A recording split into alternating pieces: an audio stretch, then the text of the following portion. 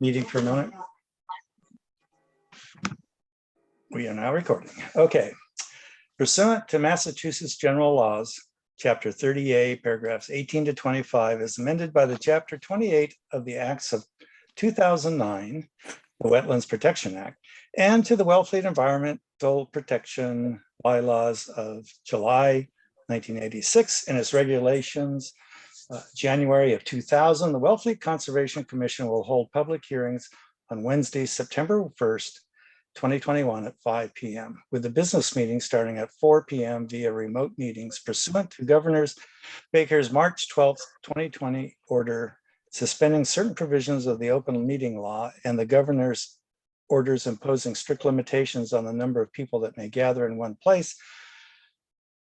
No in-person attendance of members of the public will be permitted at this time. Town hall is closed to the public. Board members will participate in this meeting remotely. Currently, we have Barbara Brennesel, Marty Murphy, Benjamin Fairbank, and Michael Fisher and Leon Shreves.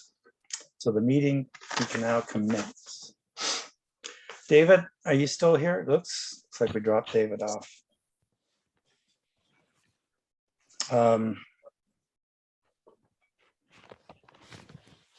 See, did she say that Ann Sterling was going to push off for tonight? Yes. Okay. And David has dropped off temporarily, I suspect. And we don't have the UMass people here yet either. I was asked by Ben Zender to move his two hearings to the front. Normally we don't do that, but I would like to get rid of the biggest, get those out of the way, and then followed by 1, 2, 3 certificates of compliance. And that leaves us with 2 or 3 that are complicated. Okay. David. You're here, David? He just popped on. Yeah. Yes. Hi, David. You Good wanted to afternoon. discuss something with us? Yeah, thank you. This is a project that was approved at the last, where they were putting a screen porch addition on. And one of the conditions was to remove part of the deck, Right. which is on the north side of the house. Mhm. The trouble is that deck is entered on by a sliding door in the bedroom on that side. And in order to be able to exit out of that, oh gosh, I'm sorry, slider, we couldn't remove too much of the deck, 32 feet or so. So instead of that, we added some more mitigation, 400 square feet. I'd like to see. You Yeah, said it's accept- 200, isn't it?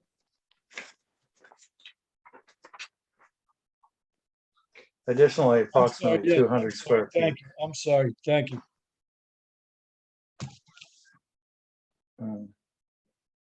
Well, the trouble is that what we're trying to mitigate is pressure on the dune.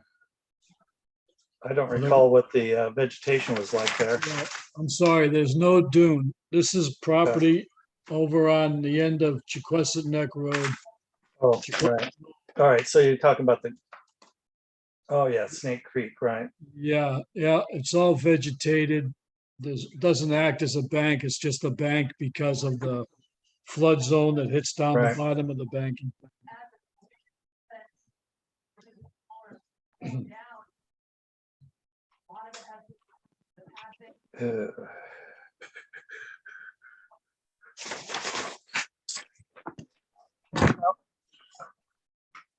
I'm not sure, well, this is probably not the place to discuss it during a business meeting, but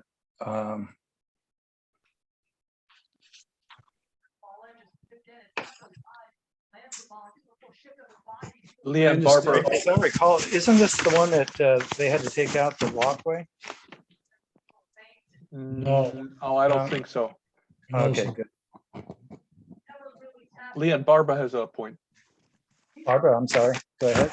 Yes, I have a question and a comment. My question is, did the applicant consider putting the screen porch on the existing deck rather than building an additional structure?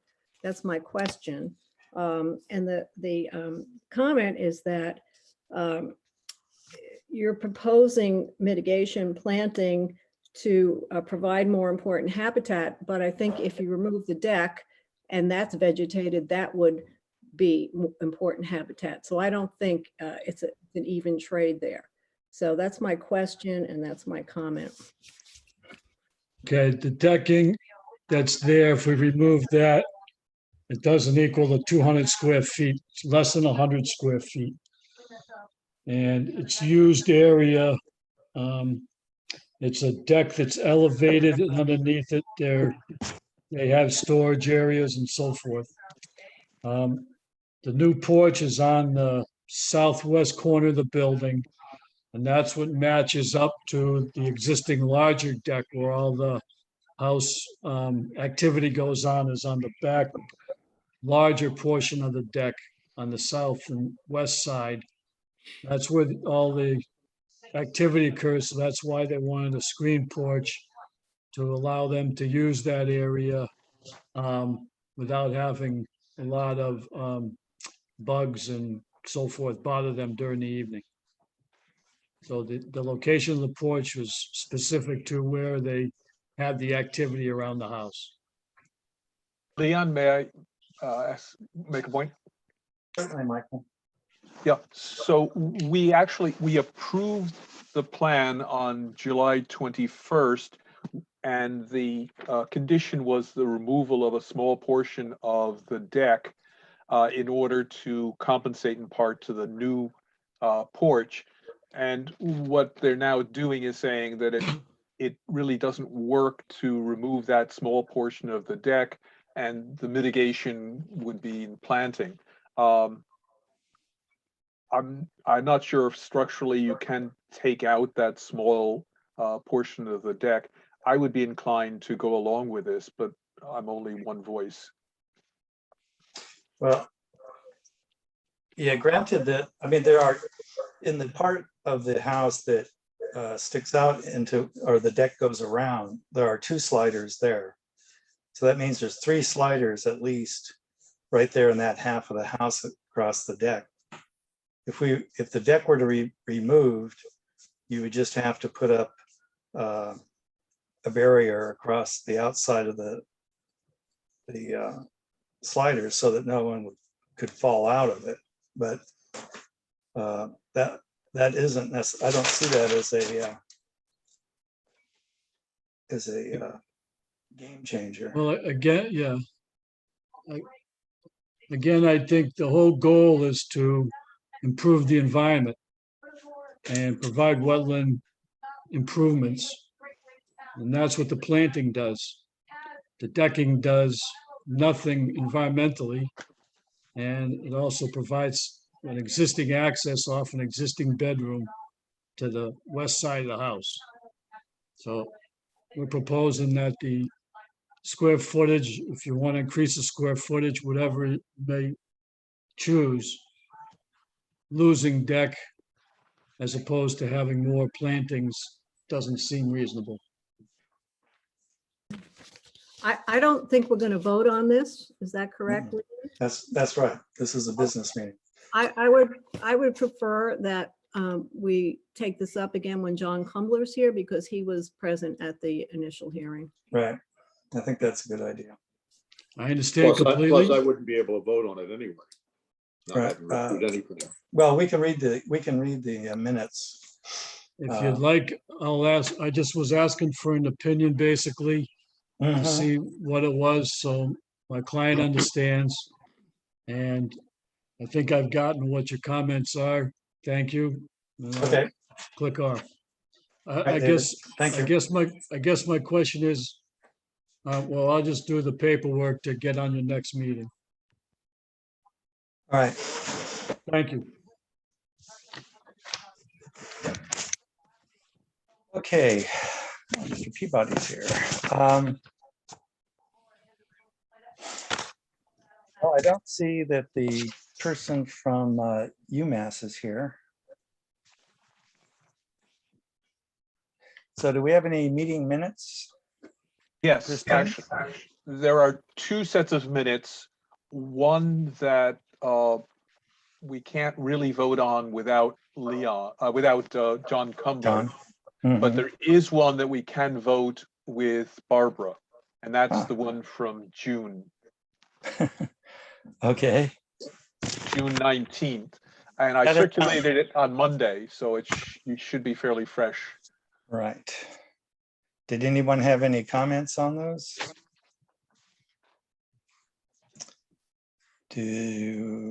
No comments, so I move that we accept the minutes for June 26th, did you say? 19th. 19th, sorry. Do I have a second? Second, All right. Michael. All right, let's vote. Barbara, Yes, Ben, Yes, Mike, Yes, and Leon, yes. And Marty, you weren't able to vote on this one. I'm That's afraid. correct.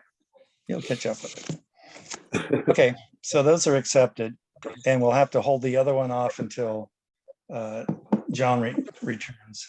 It's highly unlikely he's going to be tonight if he drove from Nova Scotia.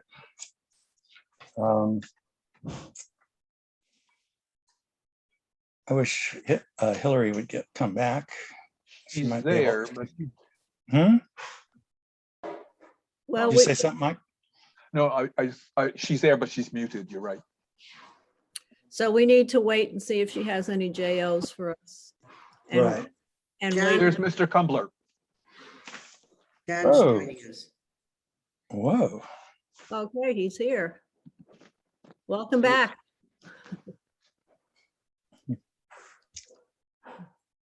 Are you with us, John?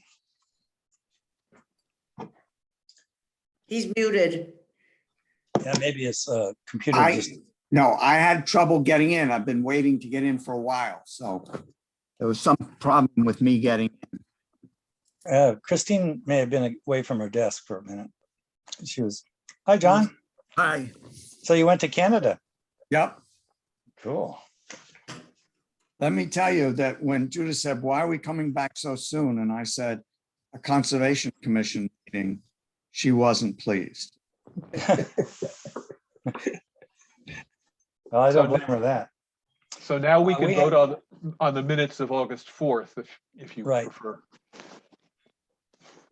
John, let me introduce you to Marty Murphy. He's a new member of the commission. Hello, Marty, John Cumbler here. Hi, John, how are you? Fine.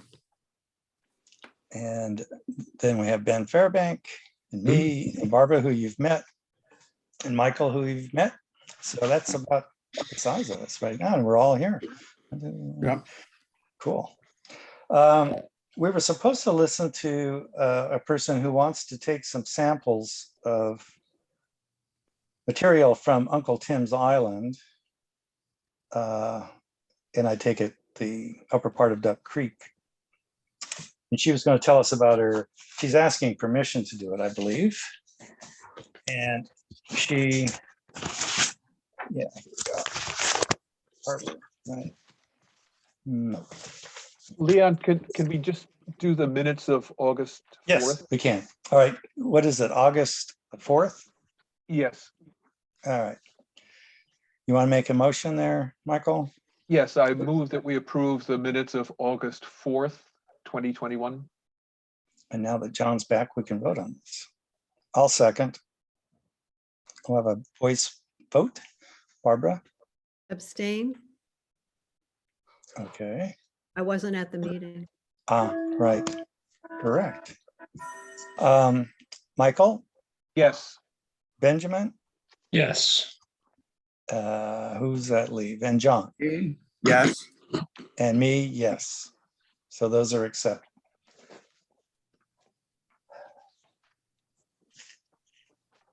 John, we just had a discussion with David LaJoy about the Glen Mullen decision that we made last time, which was if they want to put up a screened-in porch, they need to remove the far end of their deck, small area. They're saying that's not going to work because the deck there is abutting, or it allows ingress and egress to a slider. So he's suggesting that they plant 200 square feet more of plantings. But that doesn't really, well, we can't discuss it, but I just want to let you know that that's happening. He's going to bring it before us at the next meeting. So you had, Yeah, I'm not gonna go for this, you know that, but that's cool. No, He that's has a fine. he has a letter in your packet which explains, and there are questions we can discuss at a public hearing. Right. If I could just butt in for 1 second, please. He's going to have to file an amendment to his order of conditions to make it a legal hearing because that's Right. closed. Right. I've issued the order of conditions already. So we won't be hearing from him for another month, just so everybody knows. Okay, thank you, Chris. Okay. thanks, Okay. Chris. All right. So I'm not sure if this person who was going to talk to us about the Salicornia sampling at Uncle Tim's Island, that's why I was hoping that Hillary would get back so that we could, she was the one that was in contact with this person. I'm assuming that's Cannon Hill that she's talking about, Uncle Tim's. Yes, yeah. Okay. We don't refer to it as Uncle Tim's Island, so I was Mhm. wondering. I have an idea of what we can discuss in the meantime. Maybe Alright. we could follow up with that email thread about spraying for mosquitoes and ticks from a Mhm. couple weeks ago. I was curious to hear what people's thoughts were on that. Ben, I totally am in sympathy with your concern about this. I'm not sure where we go, but I think it is an issue, it's getting worse and worse. And, you know, I don't know where we go, but you're right. It seems like more and more people are spraying more and more toxins and we don't seem to have any control of it. It's affecting, you know, it's going to affect the bees and the butterflies, et cetera. So I'm not sure where we can go. I think we have to do something. I don't know what to do. Well, we don't have jurisdiction over a great deal of the spraying, right? Well, but that spraying, I mean, a lot of it comes into our jurisdiction. True, but now we're talking about, that's a slippery slope.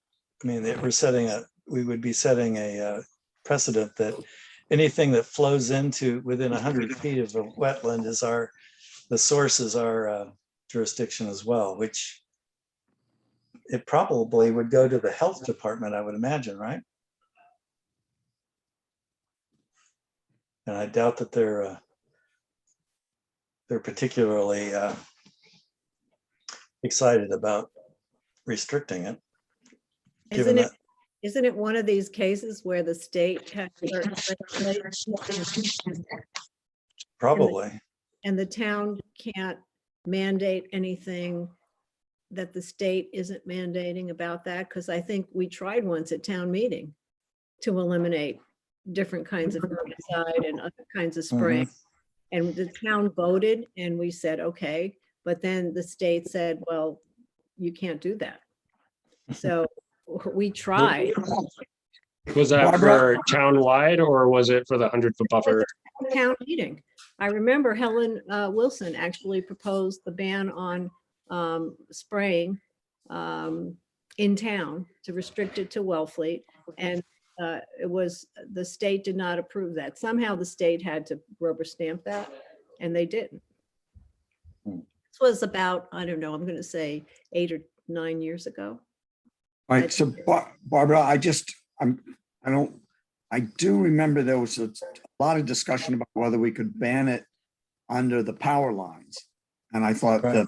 the argument there was you can't ban something for part of the town, but not, the state won't let you just ban it for the power company. But I don't remember it banning for the whole town. It was the whole town because Helen was concerned about the Chekesset Yacht Club using herbicides to control weeds and things like that, and the stuff flushing into the water right there. It Hearing that. was a town thing, townwide.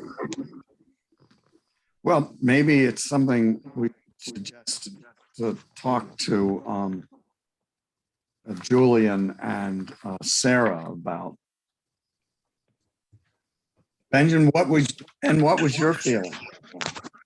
Oh, I just wanted to know people's feelings on it. And I was just kind of wondering in terms of jurisdictional stuff, like, I wonder if we could ban it, excuse me, if we could ban it in the 100-foot buffer, or, I mean, what is our role here? Because maybe we do have a role to play.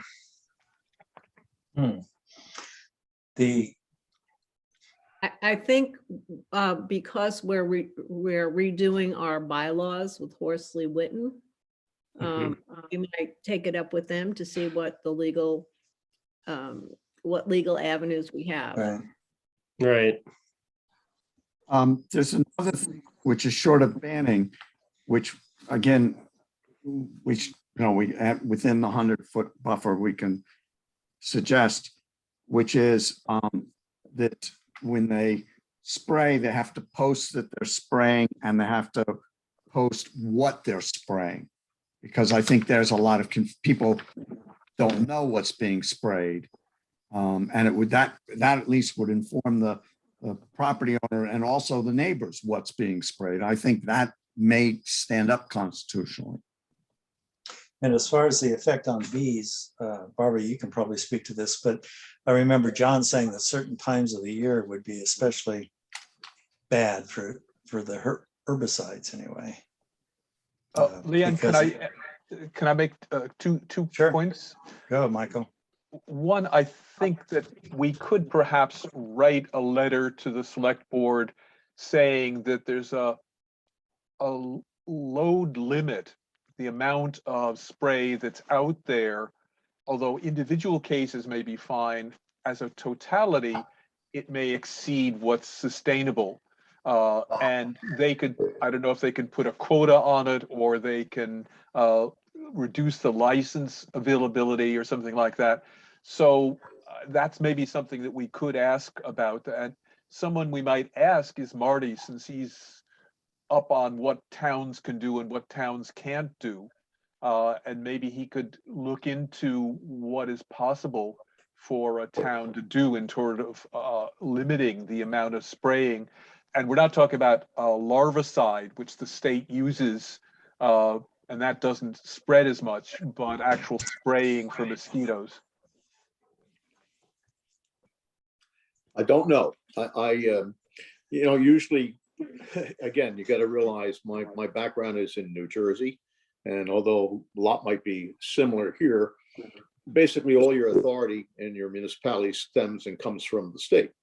It comes from the government in the state itself. And you are basically an arm of the state as a municipal government. Now, I don't know whether that's the same here in Massachusetts, okay? But generally speaking, that would end up throwing it right back at the state for control. Right. I think that's what Barbara was saying.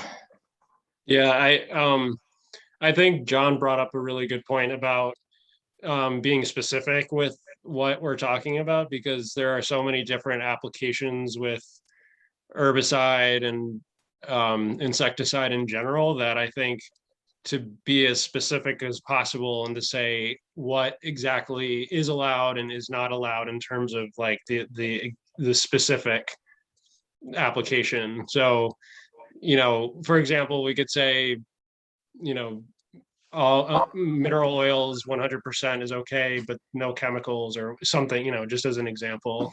There could be like a very specific description of what we're trying to avoid, or I don't know. Right. Barbara? Yes, I agree with Ben.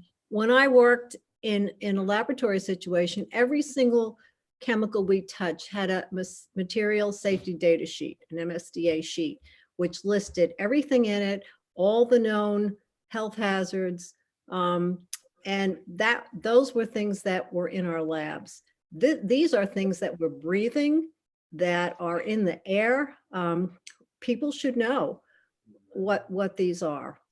And something like a material safety data sheet that lists every single chemical, not just natural, because some of my neighbors have, these signs saying we're using natural products. Well, what the heck are they? Arsenic. Yes, exactly. So if they listed them all, I think it might have some impact, even if the state won't let us ban it. At least, let's advertise what's being used and the health risks, because they all have health risks. Every single thing is being used as a health risk in a certain dosage, and for certain individuals who are more susceptible. So I like Ben's idea. They should put a big sign if they're spraying on a property, what's in it, and the poison arrow signs and everything like that. That we had on our material safety data sheets, even if it was something as simple as alcohol or sodium chloride. It had a material safety data sheet saying what the risks are for contact with that material. I will add just that a lot of the commercial applicators are required already, like with their license, to advertise what they do. But maybe if there's the reason why I bring up the mineral oil stuff is because that's unregulated, and so maybe I don't know if anybody knows more than me about that, but maybe that needs to be advertised on the property and isn't required already or something. I don't know. When they use mineral oil, they put it on like a standing water or to kill the larvae. I think they just spray it on the plants and stuff. Really? Seems like that would kill the plants. Hillary, we don't have the person from the Salcornia sampling. You're muted. You're muted, Hillary. She said she might be a little bit late to the meeting, but I did send her the link. Did we hear from David LaJoy on Glen Mullen? Yeah, Yes, we we did. did. Okay.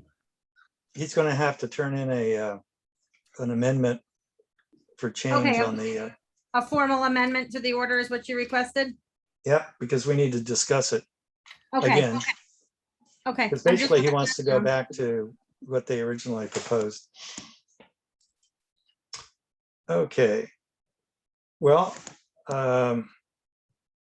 And we heard from Marty. We met Marty. Marty gave us a little background. And hi, Marty. I'm Hillary, the Health and Hi, Conservation. Hillary, how are you? I'm good, thanks. How are you? yeah, Marty, you want to take a few minutes and Sure. give us your Yeah, CD? no problem. I've had a home here in Wellfleet since 1975. I was a summer resident since then, and a year and a half ago moved in as a full-time resident. I spent my summers here for 40 years plus. Okay, I'm a retired attorney. I practice law in the state of New Jersey and in the state of New York. I had a license there also. My experience was as a municipal attorney. I represented the municipalities, local municipalities, and over 40 of my 50 years of practice or something like that. I've represented planning boards in different towns. I represented what is a Board of Adjustment up here as a Board of Appeals, but I've represented them as a body also. My experience by way of municipalities, the municipalities I represented went from a municipality of like 50,000 people down to ones where there were maybe a population of 2,500. At one time, I was doing 5 at one time, so I spent a lot of evenings out. Most of my practice was that, and all that practice, I had a lot of experiences with conservation issues and environmental issues. One of the major ones I was discussing with Michael today in the truck. I represented a township of West Milford, which was a town in New Jersey with about a population of about 25,000 people. And in the 75 square miles of that municipality, the city of Newark owned 25 square miles, which they used as their watershed. And they owned 90%, 90% in the 25 square miles was the drainage basin for a water supply system. And it was the city of Newark's water supply system, consisted of 5 reservoirs, which sent the water down through a number of municipalities to the city of Newark, where it was treated, although they built a treatment plant closer after a while. And what they wanted to do, and since the city of Newark was a very poor municipality, they got a lot of help from the state by way of planning. And they came up with a plan to develop a portion of their watershed, and they wanted to put in 5,000 units. Now, there was just about double the population, or would have doubled the population of the township of West Milford. They came to us and wanted us to rezone the property to allow them to put in these pockets of development. The municipality turned it down, and they filed suit. And they filed suit under a state law in New Jersey, or a couple of state laws. It's called Mount Laurel.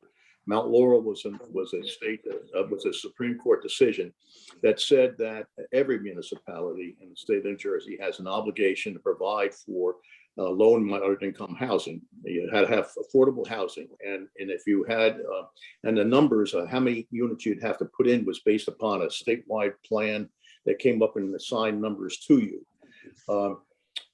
We took the position in the township of West Milford that even though we met the test by way of it being a developing municipality and had an obligation under all the rules, that here we were in a very sensitive area, which quite frankly was the city of Newark's water supply, and it made no sense whatsoever to allow development to occur in some place which had not developed for forever. And so we fought the application based upon some planning documents from the state of New Jersey, which stated that in fact, there should be places in the state that should be conserved, that have conservation issues, and that should not have to have this obligation. And they outlined those areas. And sure enough, West Milford was one of those areas based upon its water supply systems that it should not have to deal with this obligation. We lost the trial in the first part, which talked about whether or not we were developing a municipality, because we definitely were. We had doubled in a population in 10 years. That on the second part of the case, we put an environmental defense together. And in that environmental defense, I called as witnesses water supply experts, water standard experts, environmental experts, herpetologists, because there was a endangered species on the property.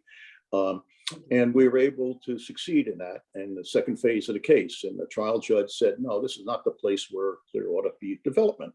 Even though the state development guide plan said that, the city of Newark took an appeal. While pending in the appellate division, another phase of Mount Laurel 2 came before the New Jersey Supreme Court. And then I wrote an amicus brief on that as the city of Newark. And my amicus brief was that, hey, you just shouldn't build in certain areas. And this is an area that you should not build in, and there should be no obligation. Fortunately, Mount Laurel 2, that was the decision that came out in Mount Laurel 2, that you would use the state development guide, and that there were conservation areas in the state of New Jersey where there should not be an obligation. So it was a long, hard-fought battle. I learned a lot about the environment, protecting the environment, and the different things that went on through use of many experts. I had wildlife bird experts. I had the snakes and snails and salamanders and all types of things. So it was a very interesting and in some way a little bit of a fun case to have. But that was my biggest case I ever had. Yeah, sounds like it. I'm going to suggest that we close this meeting. Leon, I'm sorry. Does Hillary have any JLs for us? I think Hillary just left. She had to join another No, I'm meeting. still here. I do not have any jurisdictional opinions tonight. Can I Fortunately. ask about the planning board invitation and what we're supposed to do about that? Yeah, I'm not sure what we're supposed to do about that, because they want to talk about this new zoning bylaw that we have to accept to stay in the floodplain insurance program. And if we can attend their meeting, which I didn't look at the date because it's on a Wednesday, Um, It's next Wednesday. It's the 8th. Yeah, so if some of us can attend, great. If not, that's fine too. There will be other opportunities for us to hear about it and weigh in. But if folks are available, it would be good to go and listen because Shannon Jarbo from the extension is going to be there to talk about it, and she's a wealth of information. So she's really useful. What's the date, Hillary? Looks like it's September, next Wednesday is September 8th At Okay. 7 p.m. at 7 p.m. But we can't attend as a commission, right? We have to. just be No, hap- we could post it if more of us are going to be there, but we can't probably weigh in on it without a quorum present either. So,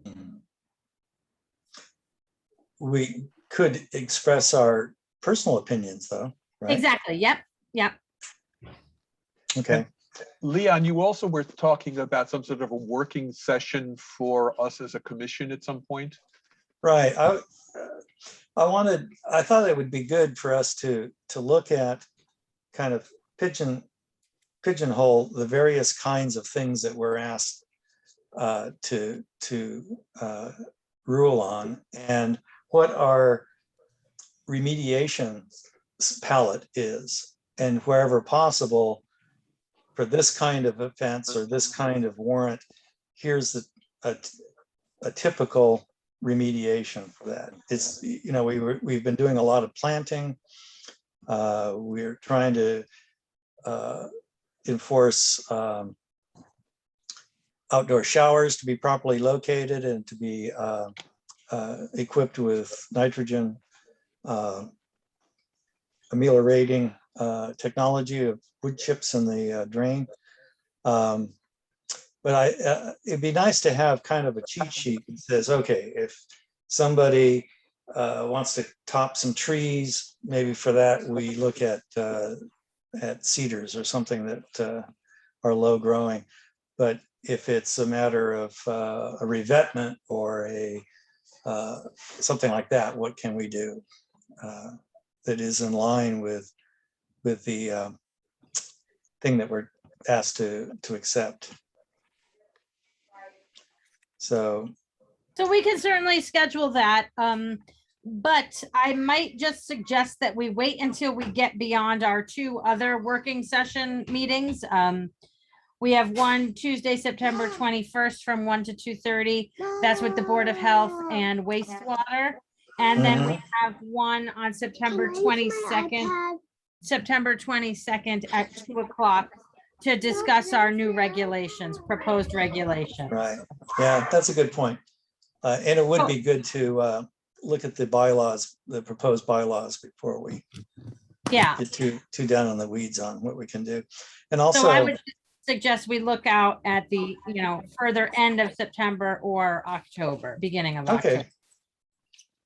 Well, if everybody can just kind of jot down the things that stick in their mind about the kinds of things, I'll try to start a spreadsheet or something so that we can contribute to it. I think it's a good idea, particularly when we have fairly new members of the commission. Yeah, there's 3 of us. Can we do that outside of a public meeting? Like send, So we still have to post it. But it can be a work session where we don't hear from the public for sure. but I'm thinking of just like emailing Leon with ideas and things. Yeah. Yes, you can email Leon with ideas and Leon can But- formulate.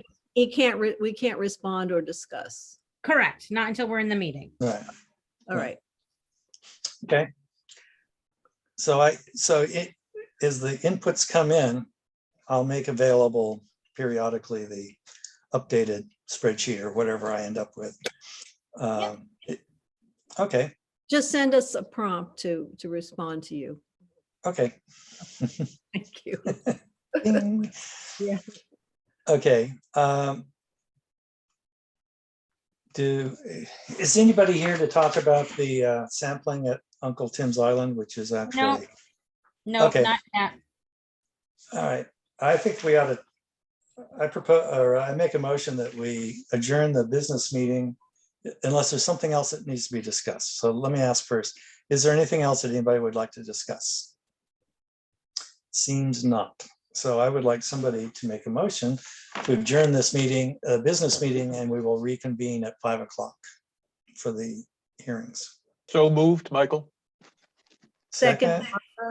All right, Second. vote. Barbara, Yes. Michael, Yes. Benjamin, Yes. John, Yes. and Marty, you get to Yes. vote on this too. And Leon, yes. So why don't we just put this on hold until 6 o'clock or 5 o'clock? 6-5. Yeah, yeah, I wish we could, that we'd be there for the end, hopefully. Christine, are you there? She may not be. I'm here. We'll, so what's going on with Ben Zender? Is I he, sent him a note back and told him he's on for at 5. I didn't okay, get a response back. right, okay.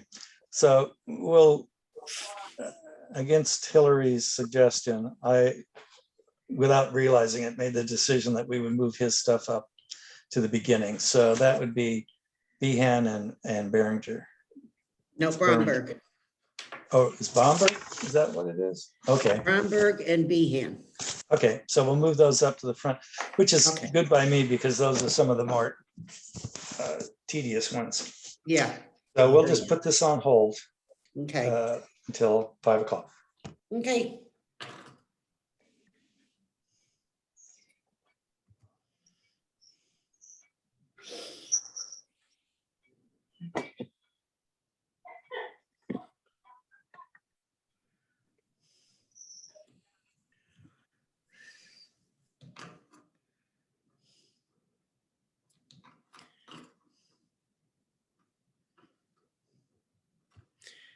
Alice, Hi, good to see you.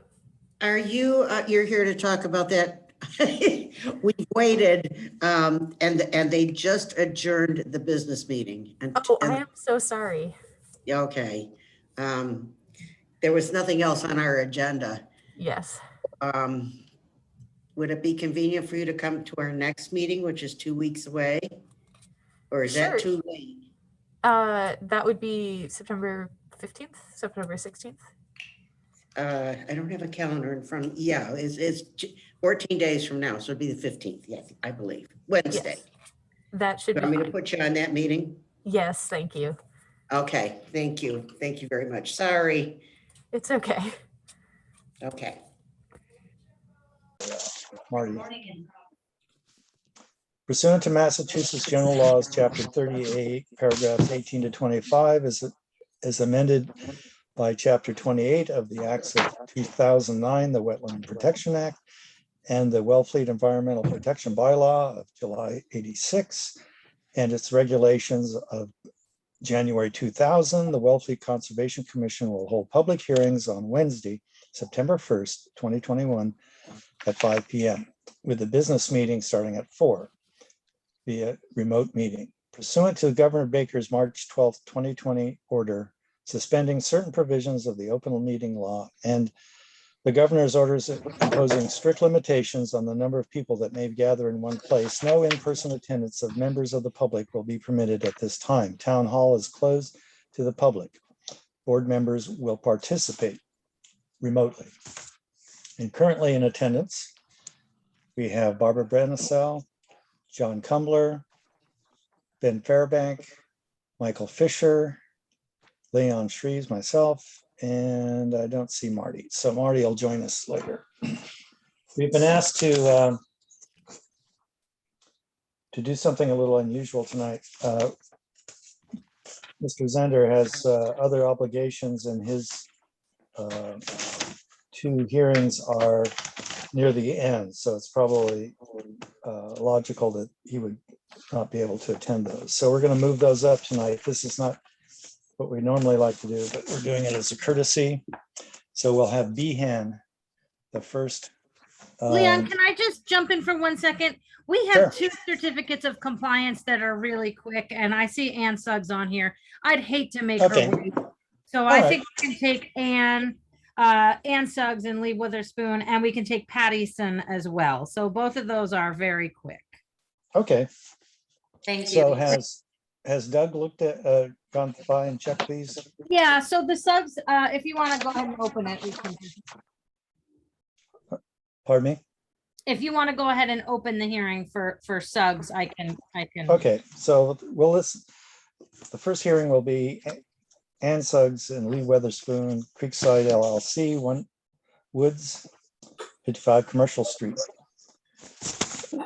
So What that was was in- that was a project for an upgrade of a septic system, and that was done in compliance. So we can go ahead and issue that certificate of. Right.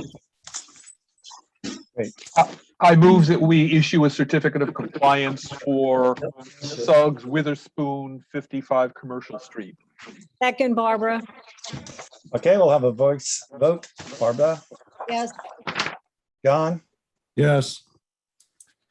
can Marty vote on this? I We feel shouldn't better have- abstaining. Yeah, Okay. we shouldn't All have right, him. Ben? on the- Yes. And Mike Yes. and Leon, yes. So that's a go. Can I just Did I miss ask? anybody? Yes? Would you like to say something, Ms. Suggs? Yeah, just ask, how do we actually obtain that certificate of compliance? So Christine will process it and then we drop it in the mail. Okay, great. Thank you very much. You're welcome. And then in Pattison, Pattison. all right, that's 31 Samoset Road, map 28, parcel 119. Certificate of compliance. Have So- you, Yep, that's a certificate of compliance as well for a septic system that was put in many years ago. And Pattison has been to us sometime over the past few months and received certificates of compliance for the building construction, but we failed to issue the one for the certificate of compliance. So that one we can issue as well. okay, I move that we issue the COC for Pattison at 31 Samoset Road. Second, Ben. Michael. Okay. okay. Barbara, Yes. how do you vote? Yes. John, Yes. Benjamin, Yes. Michael, Yes. and I vote yes. And Marty wasn't here for that, so. Yes. Abstain. we'll leave it And at then that. we have one more for Palumbo that we can issue as well pretty quickly if we want to do that one also. Okay. We'll do that. Yeah, so, okay, fine. Palumbo, 90 Aunt Sarah's Way. map Okay. 42, parcel 28. And so Certificate of that one was compliance. also in compliance. They had to relocate the driveway. We required plants as mitigation and they raised the dwelling up and it was all done in compliance and Schofield Brothers was the certifying engineer on that. So we can go Okay. ahead and issue that too. All right. Would I somebody move- like to, I move we issue the COC for Colombo at 90 Aunt Sarah's Way. Second, John Tumbler. okay, thank you, John. Barbara, how do you vote? Yes. John, Yes. Benjamin, Yes. Mike, Yes. and Leon, yes. So that's I a would go. like to say that some of us were not here when the orders of conditions were issued. So we're still voting on these. So we need to have a not as long a lag time between the time these projects are done and the time we issue this so that it's in our memory and we know what we're voting for. That's my only comment. Well, it is captured in the paperwork, so, Yeah, exactly. which is probably more we more wanna firm than just- our memories. We want John? to just finish with Janat. Well, no, I had some questions on Janot and I don't know if there's Right. anyone present. So I was just gonna get the three out of the way because I saw Ann Okay. Suggs on here and Well, you good. know, no sense in keeping her. All right. Okay, sounds thank you. like a That's plan. great. So let's go ahead and jump over to Behan. Yeah, Mr. good Zander. Oh, who's speaking to this? Good afternoon, it's Dave LaJoy. Hi, David. Hi. Okay, at the last meeting, you asked for some additional information that I believe was sent to you. Basically, a letter that was previously sent explaining what we found during a sewage inspection, copy of the existing floor plans. We also now included a formal sewage inspection form. Mhm. And what we'd like to do now, at the last meeting, it was, I believe what you asked us for was to give an idea of what would be happening in the future to the existing septic system. Right. So that's what we're showing you now. This future site and sewage plan shows a new well, a new leach area, still within the buffer zone, but partially out of it, and IA treatment with a fast unit for the existing 4 bedrooms. I see. Thank you. All right. Does anyone in the commission have anything to ask or say? Does anybody in the public have something to say? Well, okay, so this is I what have we a asked question. for, and this is what we got. Pardon me? Oh, I just have a quick question. So is this just, because I am remembering we discussed last time about this is a future proposal and not what's being installed right away. And I just feel like we need some clarification on that. Right, Okay, so what you asked for, I'm sorry, Can go we ahead. go back?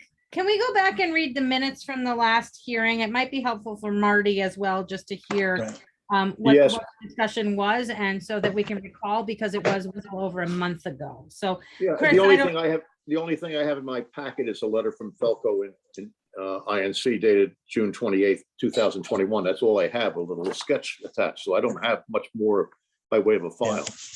no, that's what I'm looking at as well. Do other members have something else? I'm looking. Because Yeah, I wondered if the commission had received all of the papers, Yeah. and I just have the old papers, because I have the same letter from June 28th, 2021 with a floor plan. Right, right. Okay, you should have a letter dated August 24th. That one, June 28th. Yeah, I have Oh. one June 28th. August 24th. You should also have a site and sewage plan dated August 23rd, 2021. Okay, I do not have that in the I don't file have that that either. I have with me. Yeah, I don't have any of that either.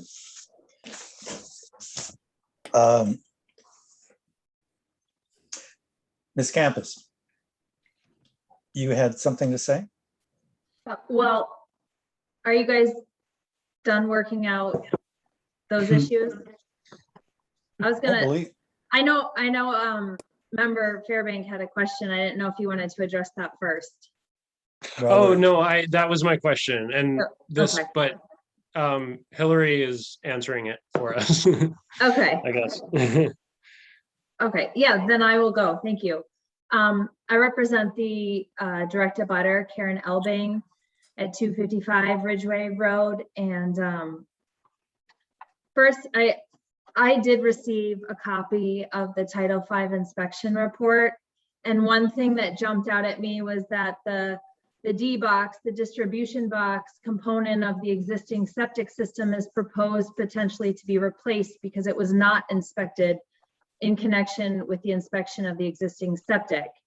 And the inspection report notes that the system will be conditionally approved pending replacement of that D box. And that D box is well within the 100-foot buffer area. I don't think that's contemplated with the current notice of intent. And there's no application before you authorizing the digging and inspection of that distribution box and potential replacement for it. So to the extent that that is proposed in connection with this project, I think there needs to be a separate filing and separate review for that work within the buffer zone. The second thing I wanted to raise, and I don't I don't know the answer to this, but there's quite a bit of existing piping from the existing house to the existing septic. And it's not shown on the plans here, I don't think, but the pipe goes from the existing septic tank to the east towards the ocean and then to the north and wraps around and connects to the house at the northerly location of the house. And I know that's going to be, you know, discontinued with the proposed relocation, but I don't know what's involved with either capping that pipe or removing that pipe. And if it's to be removed, that's a significant amount of work within the buffer zone. Definitely seaward of the existing house. And in connection with that, I would point out that the repiping from the relocated house to the septic also takes place within the buffer zone. And the only reason that's necessary is because the owner's choosing not to relocate the septic at the same time. So you're damaging the buffer zone, not only with the proposed relocation of the house, but with the proposed reconnection to the house to the existing septic, when we all know that that septic is going to fail and will need to be relocated. And then finally, I'm very pleased to see a plan showing the future location of the septic. I think that's really helpful. I'm a bit discouraged to see that much of the septic is still located within the buffer zone when it appears to me that it could be relocated beyond the buffer zone. And I think that's what everyone kind of had in mind when we looked at this before. So those are my comments, and I look forward to hearing the applicant's response. Thank you. Okay, if I could, let me start from square one again. If you don't have the paperwork, it was delivered on August 24th. Okay. All the required copies were dropped off at the office on August 24th. Yes, I have a plan in my packet from August 23rd, so I assume that that's part of this updated material. That's correct. Right. That shows Okay, the future. Let me go back to the project to begin, and then I'd like to be able to answer the questions from the attorney once I understand them. Okay. There's two existing dwellings on the property, and one of them is getting, the applicant is concerned about future erosion. So she's going to spend the time and money to pick up that building and relocate it.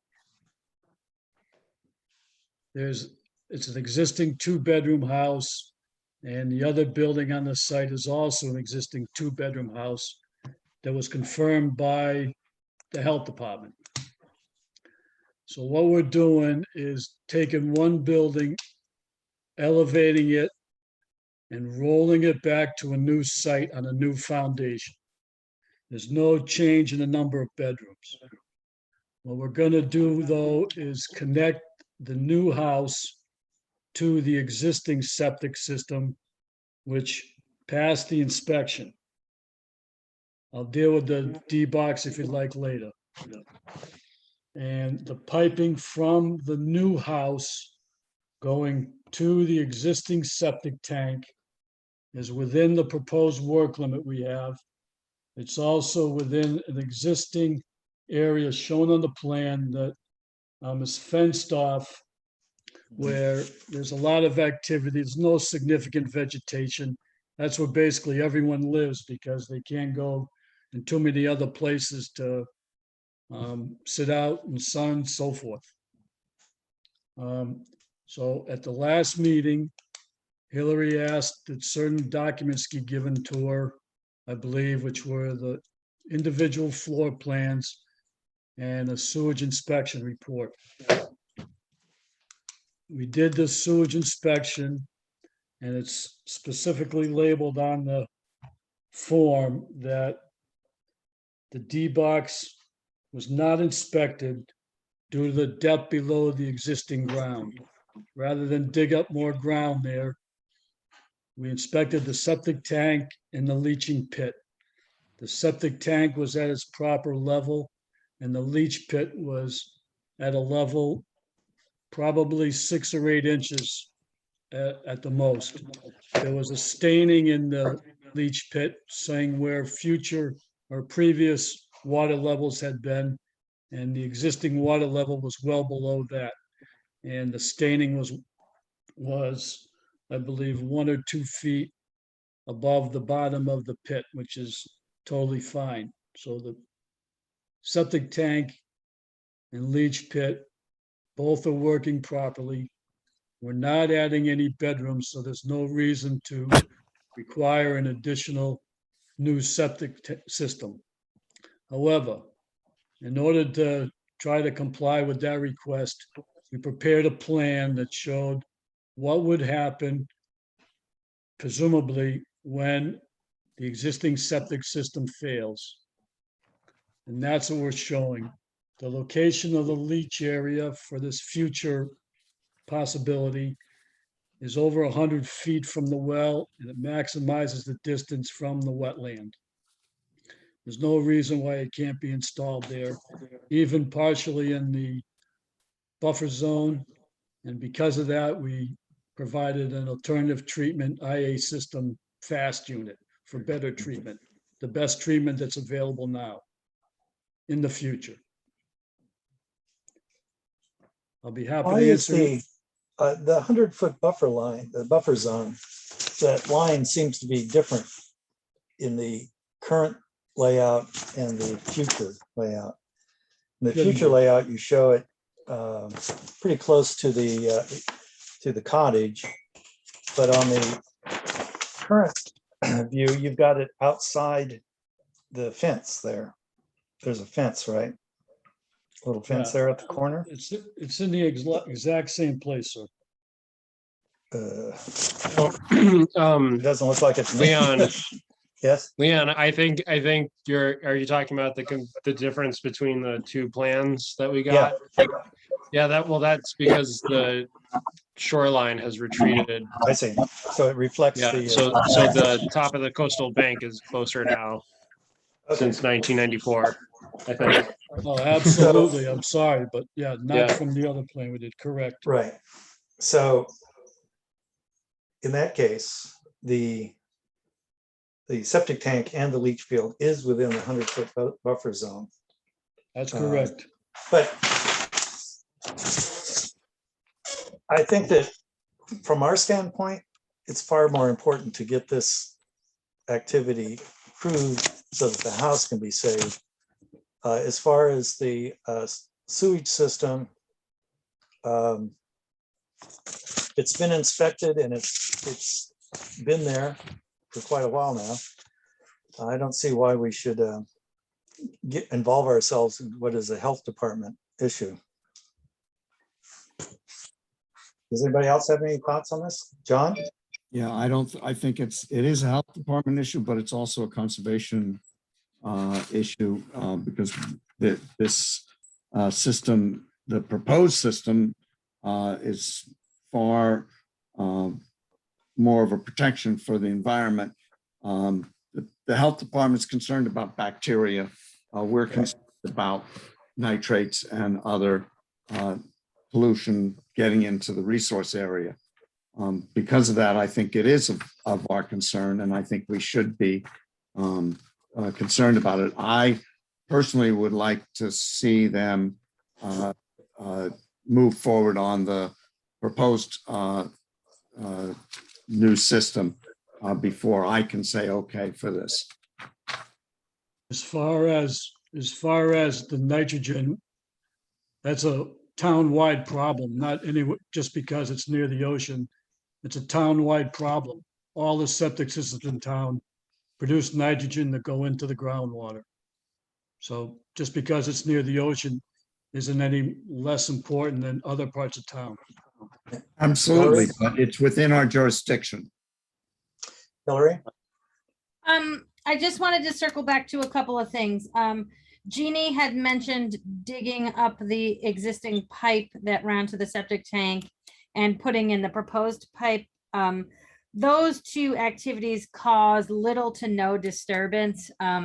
It's possible to just trace the pipe back, dig that particular area and remove it and fill it back in with the sand next to it, and then re-veg next to it. So it's not as though they're digging like some massive hole to pull those out or put them in. It's usually very very contained and small. So I just wanted to put that out there. The other thing is, the reason I wanted us to read the minutes from the previous meeting, which we haven't got to yet, was I thought that the compromise was that these dwellings could be relocated provided they supply us with a plan for a new septic system with alternative treatment that could be installed, be it tomorrow or in 5 years, whenever the top of the coastal bank comes in to a certain proximity to the existing leach field. So we could trigger the upgrade with that distance. So that's where I thought we were going. And unfortunately, I do think we do have to read the minutes because Barbara wasn't at the last meeting. And Marty is new to the commission, so he can't vote on anything unless he reads all of the prior minutes. So I think Barbara only missed one meeting, but we'd have to go back and look at the meeting minutes, just trying to think about who can actually vote on the project tonight. So John Kumbler, Leon Shreves, Ben Fairbank, and Michael Fisher are our 4 that I'm 100% sure can vote on it. And then Barbara, we need to check and see if she missed just 1 meeting or 2 on this. So Chris, if I couldn't bother you to check those things for us so we can proceed here. Sure. Do you want the meeting minutes from 8/4? Yes, that was the last time we met on this, right? Yes. Yeah. Yes. Okay. Meeting minutes from 7/17 were read into the record. David LaJoy represented the applicant and provided a revised plan for the new location for the foundation. The new relocated building will connect with the existing septic system. There is no change in the number of bedrooms. Michael Fisher stated the leach field is located closer to the bank than the house to be moved. However, the septic tank and leach pit are currently outside of the 50-foot filter strip of the bank. LaJoy stated the existing system complies with the Board of Health regulations. LaJoy stated that the erosion at the bank is 3 feet per year average, and they will have close to 20 years before the leaching would be compromised. The new location for the moved house is outside of the 100-foot buffer zone. Agent Greenberg Lemos stated she does not have the approved septic inspection report nor the design plan for the original system. LaJoy said that he will supply these soon. Attorney Ben Zender stated the septic system is not within the jurisdiction of the Conservation Commission, and it is only their responsibility to consider the relocation of the house. There will be no alteration to the septic system other than running the lines to the new location of the house.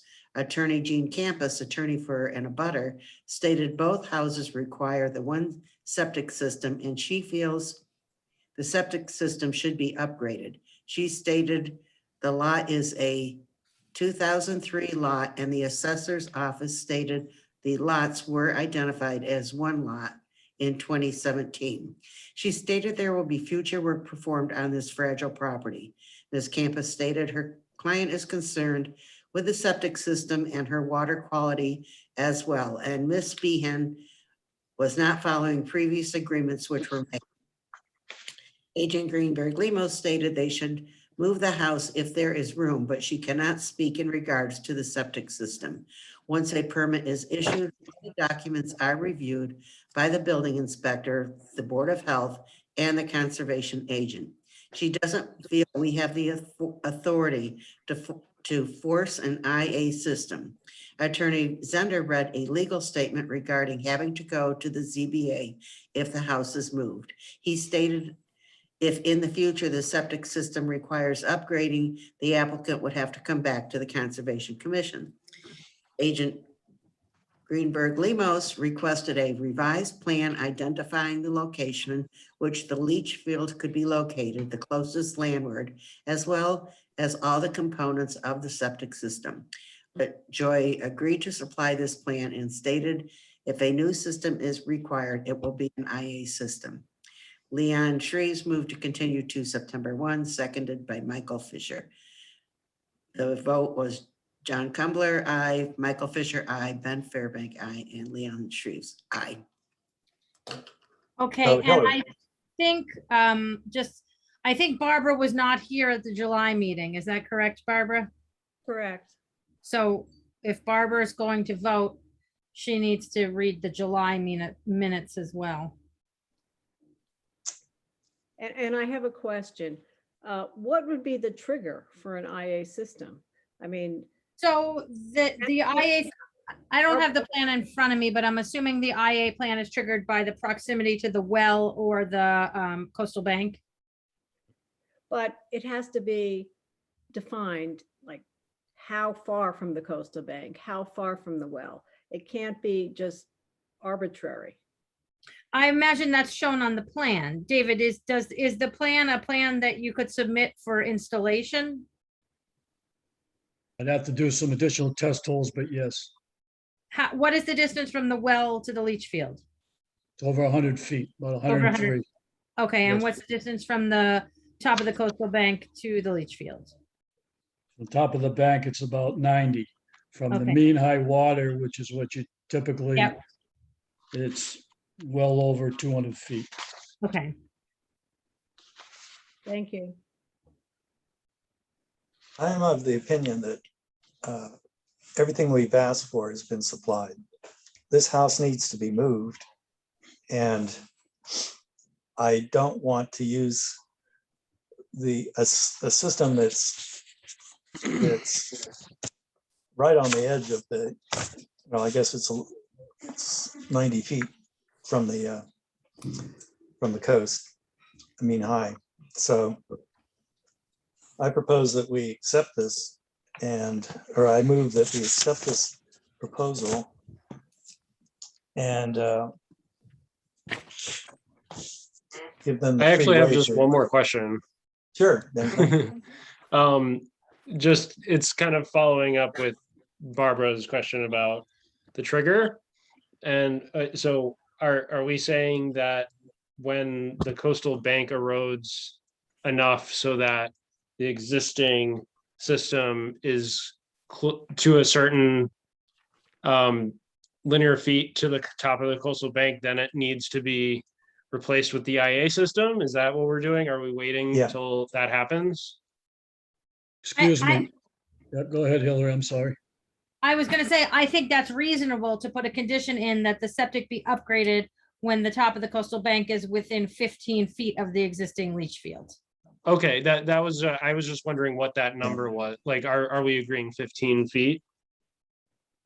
That seems kind of. Yeah, That's pretty close. Yeah, I Okay. mean, they're moving this house because they think it's a threat now. And how far is the house from the coastal bank? David? It's about 60. 60. So, Yes, and the leach field is how close to the coastal bank? 52 or so. Okay, so the house is further from the coastal bank than the leach field. And we're talking, and we're saying that he has to move the house because it's a threat. And yet the leach field is closer. I think that if we put and I definitely think we should put a condition on it, that the leach, we don't say until the leach field is within 15 feet, within, how close is it now? 50 feet? 52 feet. I think within 50 feet, it's got to be replaced. 50 feet is one of our landmark. Yeah, I say 50 feet. Mr. Chairman, Yes, Ben? thank you all. Ben Zender for the applicant. Look, the reason for those distances has to do with what is required to remove the structure. And, you know, when you're removing a house, you're working with equipment to demolish and remove a house, which is a significant undertaking. Removing a leach tank is not the same undertaking. So I really think that if the board wants to exercise, you know, the authority, which I don't think it has, but I think we're okay with it, to impose a condition as to when that septic system will be upgraded to an IA and moved. It has to be related to what's involved in removing the leach tank. And so it's a much different undertaking to go in there with a piece of equipment and remove a leach tank. So that 15 feet was designed because that's the distance that you can work and not destabilize the top of the coastal bank. So I think it has to be related to that, not related to what would be required for a house move. I think it needs to be related to the amount of nitrates that are being released into the system. Well, Mr. Chairman, if I could address that, look, I just took the opportunity while I was on the computer to look at a Google Earth image of this location. When you talk about nitrate loading and our aquifers, that part of town, when you look at the fact that there's been nothing built easterly of the power lines in over 50 years, it's a very, very, very lightly populated area as a whole. I understand the houses are a little close to each other, but if you can maintain your well to septic distance, you're really not talking about an area of significant nitrate loading, as you might see, for example, downtown or in other parts of town. So, again, you're treading into Board of Health issues. But I think the idea here is that you protect the resource during the removal. And I would suggest, 15 feet, 20 feet, 25 feet, so that, Ms. Behan has an opportunity to remove that safely.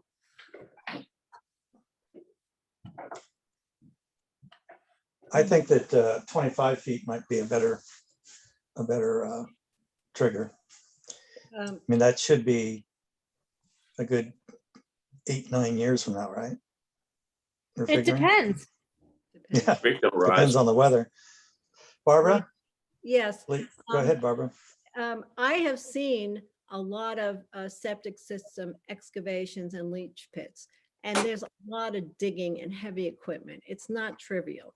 I mean, it's not as much as moving a house and making a new foundation, but it could be more if the house is just being moved and put on piers. So it's a big project to install one of these systems and to remove one of these systems. It's not trivial. I have a couple of son-in-laws that work in this field, and they have heavy equipment and they do a lot of excavation to do this. So it's not trivial. 15 feet to me is like right at the top of the coastal dune. That's too close. I would not go with that as a trigger. I think 15 feet is a little close. That's why I thought that 25 seemed to be better. That's about half the distance. That's kind of still too close. I think that might be a compromise that maybe we could reach. I don't know. I'd like to compromise. I'd like to be able to permit the movement of this house in a reasonable way. But there are also these pipes that have to be removed. And Hillary said that's not a big deal. Maybe not, but all this digging and excavating in this sensitive area could be problematic to me. It is all going to be revegetated, right, with beach grass or... Yeah, that seems to be our panacea, do what you want, but then plant some beach grass and you're okay. I don't agree with that 100%. Well, I think, Leanne, may I make a statement? Certainly. So I don't know if Barbara needs to see the minutes. I can put them up on the screen while we're talking from July 7th. I don't know if that would be necessary. And if we're talking about 25 feet from the coastal bank, that's, I think, an adequate amount of space to move it. I agree with Leon that moving the house is the prime consideration. And if we can, I don't see why they don't upgrade now, but I don't think we can compel them to do it. If in a few years they're going to have to do it anyway, then they should be wise to do it now, or else they'll come back. But at any point, I think following the law, we only can really talk about what's legally within our purview. And so I would go ahead and support Leon about approving it with the condition that should the coastal bank approach the current leach pit as to 25 feet, then they would have to put in an IA system according to the proposed plan outside the buffer zone, the current buffer zone. Benjamin? Except that part of the IA is within the buffer zone. Part of the proposed IA is within the buffer zone. So I would suggest that if it gets 25 feet, that be moved completely outside of the buffer zone. And then they get a variance about the well if they have to, but get it out of the buffer zone. And the buffer zone would also move back as well. So that's Right. That's true. That's true. I don't think that would be possible. I'm just, the longer that we wait for them to put in their IA, the new system, the more likely this is going to just drop off the radar of us or the other boards in town, and we end up with a leach field that's dipping down the coast. So I would feel 25, I mean, Leon, you're saying 10 years, but the longer they have to do this, the more likely it's not going to get done. So I want to trigger that to be within the possibility that this commission will still be on top of this. So I'm willing to compromise at 30 feet, but I'm not willing to compromise anything less than that. Yeah, I would echo John. I think 30 feet for me is doable. And I also just wanted to point out something we haven't really talked about yet, which is when the house is relocated, that's really huge impact as it is for this fragile area, that I do see the virtue of kind of delaying the installation of any future IA system, because it's kind of like you're doing this really heavy impact type of activity on the resource area. I like the idea of just doing that, seeing how that settles, getting things revegetated.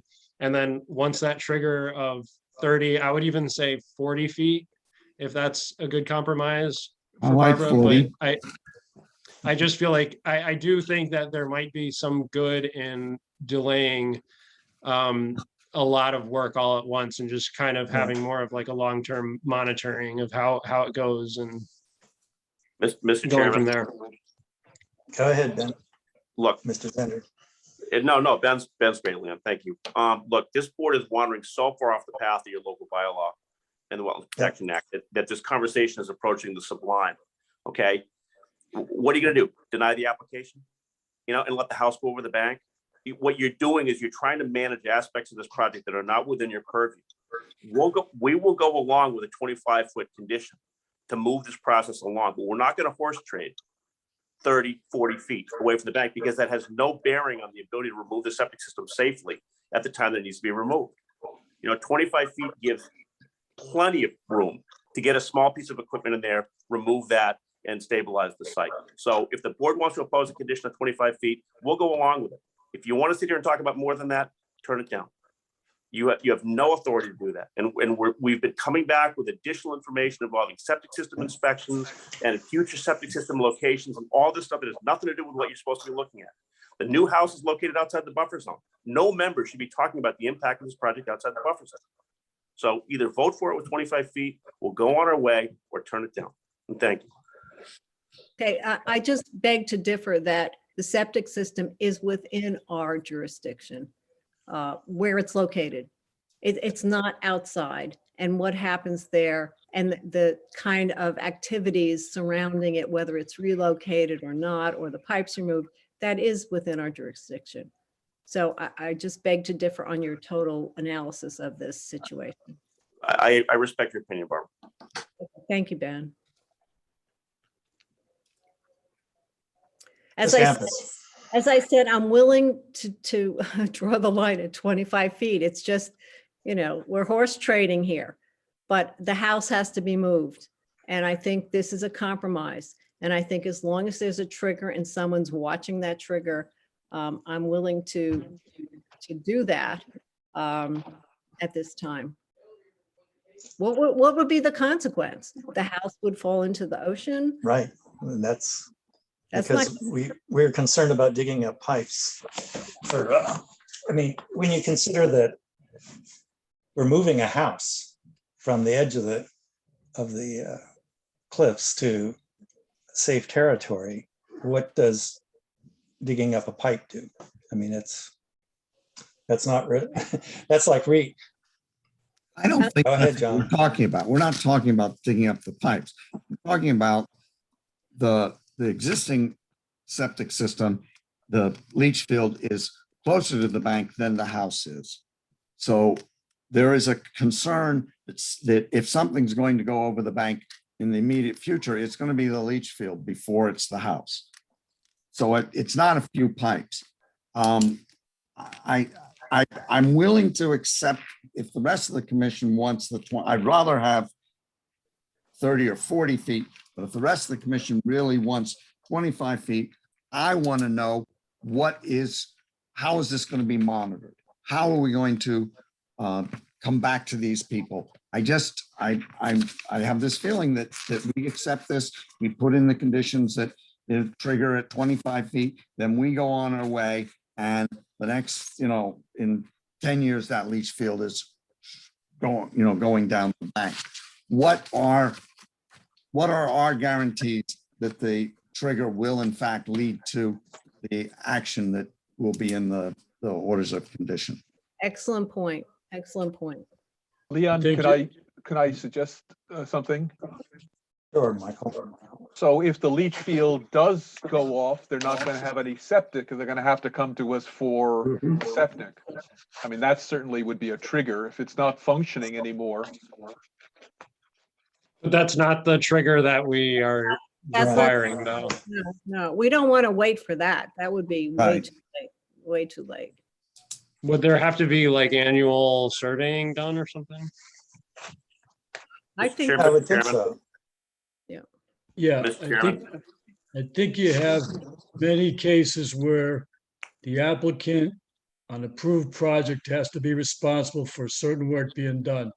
I see no reason why Ms. Behan can't be on top of it, to knowing that she has this as a condition. She will take whatever measures she needs to take to be able to provide reports on a yearly basis perhaps, or whatever, to the Conservation Office. And that should be adequate. All the owners have specific responsibilities on approved projects to comply. And if this is one of the conditions you require, then so be it. It's their responsibility, and there's no reason to think they won't do that. Mr. Chairman, Yes, Ben. I'll go one better. I'm finding that one of the typical ways to address this concern now is to have the applicant put a marker on the property that's 25 feet from the leach tank. And the staff has the authority annually to go out and inspect the marker to see whether the top of the bank has hit the marker or not. And if when the bank approaches the top of the marker, Hillary or her successor could write a letter to the applicant saying, pursuant to the order of conditions, you're required to now apply for an order of conditions and a septic permit to relocate the septic system. That seems Yeah, pretty reasonable to me. that's a really simple task for surveyors. Yeah. I agree. When the marker disappears, it's time. Okay, Ms. Campus, you raised your hand. Go ahead. I wanted to back up a minute. I know we all are concerned about the house. There's no question, but the septic, as Commission Member Cumler noted, is closer to the bank than the house, and it serves not just that house, but it serves the other house. So you're not just talking about losing a house, you're talking about losing two houses if and when the septic goes. I can't fathom, how we're all so concerned about the house, but not the septic. It's not like it's a house and then we're talking about beach stairs. The septic is necessary for the operation of not just this house, but the other house too. So, I think you absolutely have jurisdiction to look at this as a component of a functioning house. You can't have a house without a septic. Right. And And the health department will take care of that. I mean, we don't have the jurisdiction to force an upgrade to the sewage system, to an IA system. All we're trying to do, though, is ensure that when it is time, that there's some trigger to have it happen. If the Board of Health says this Title V is working the way it's supposed to work and it's handling both houses, then that's that, from my point of view. and I would like to add that if it's not functioning and not doing its job, then the houses cannot be occupied. That's right. That's right. I'm just speaking in terms of your jurisdiction with the septic, not so much as it functioning under Board of Health regulations. but it's functionality with respect to the house. It's connected to the house. And so if you're ordering the relocation of the house, I think you can ensure that the septic will be relocated as well beyond the buffer zone. I don't think that doesn't Leon. particularly fall in line with logic. Leon, I think we're moving toward an approval with conditions. Yes, One condition is that a marker be placed 25 feet from the current leach pit.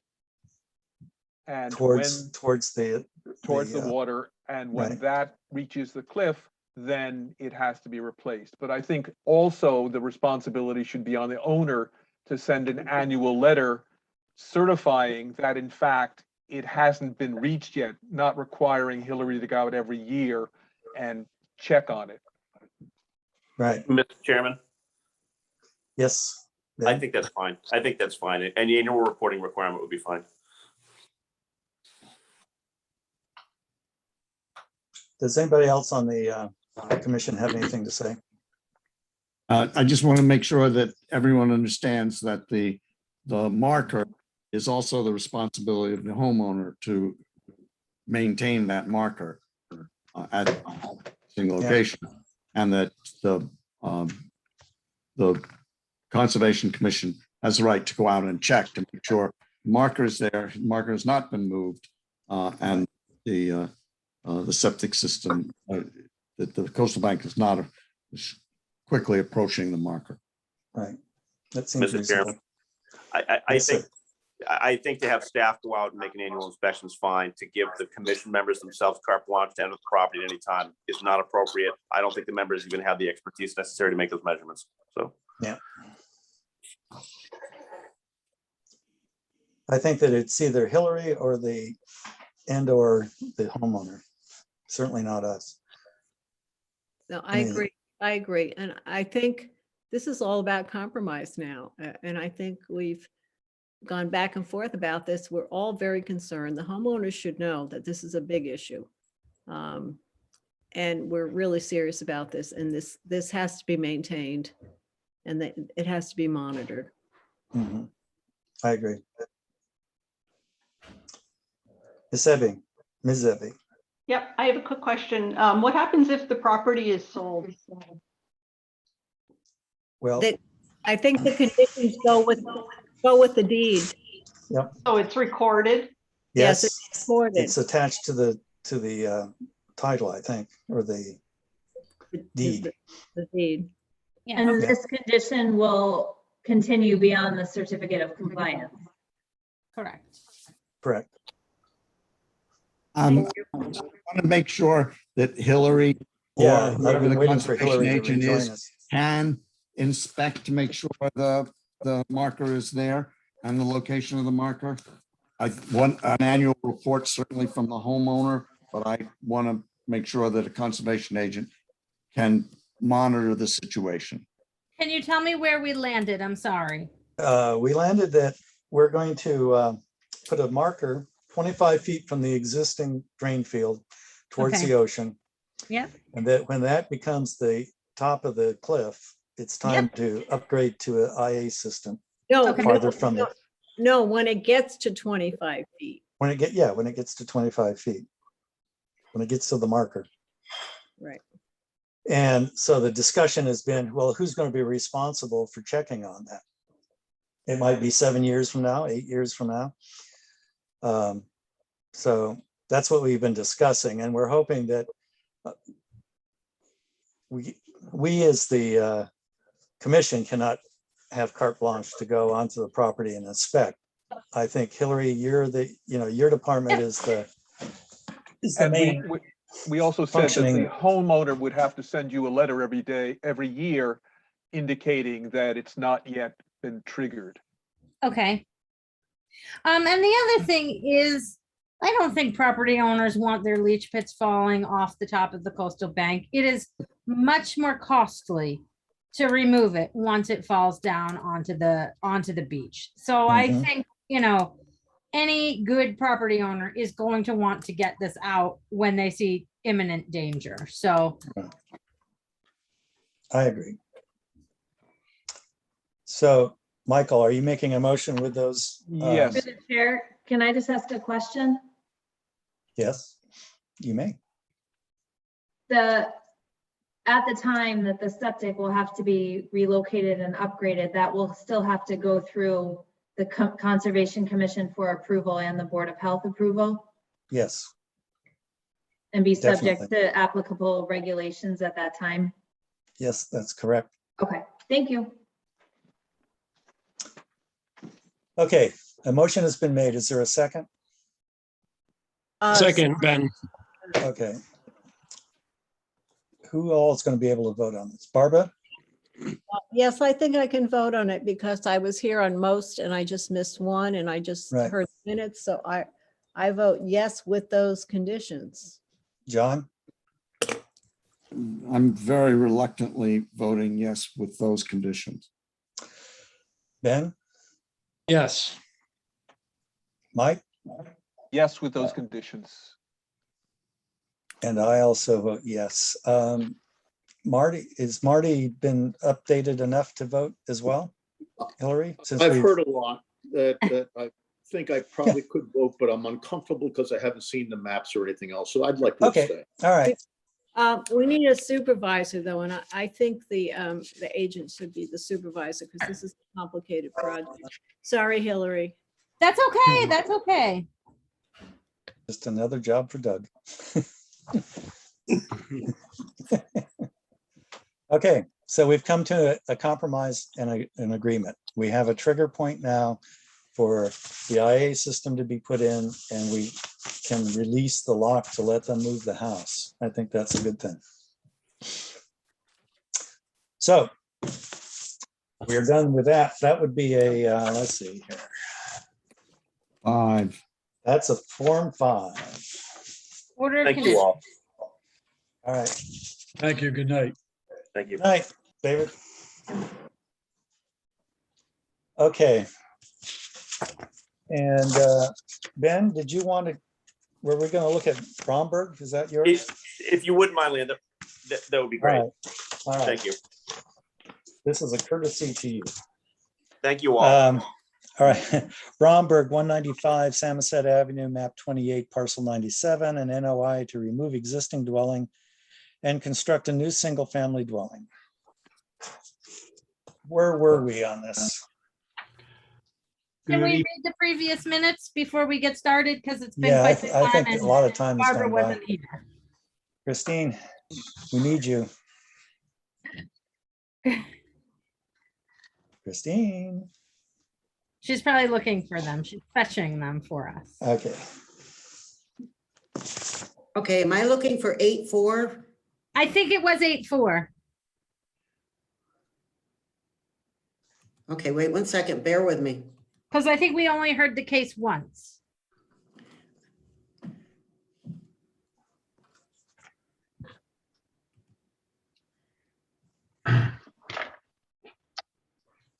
Crap.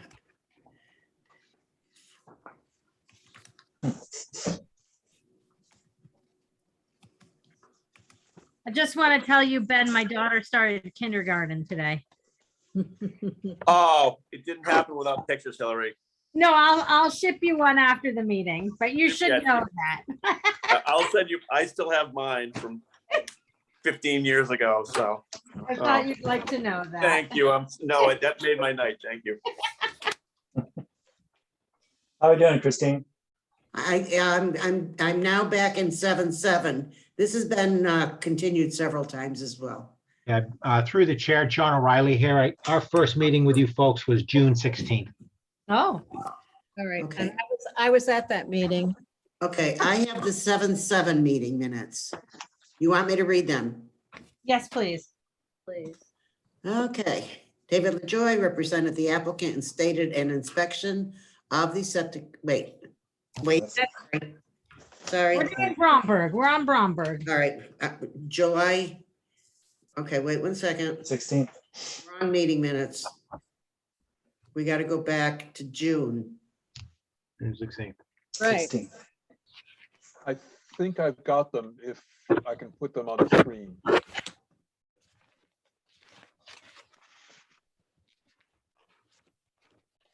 Why don't you go ahead and put them up, Mike? Okay. Do you want me to read? Are they up there? Yep. Yes. Oh, okay.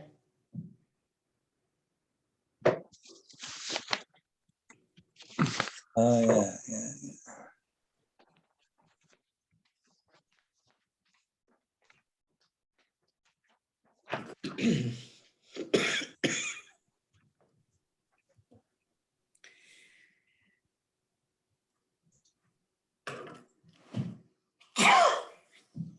Bless you. I'll go back into my quiet mode. Thank goodness.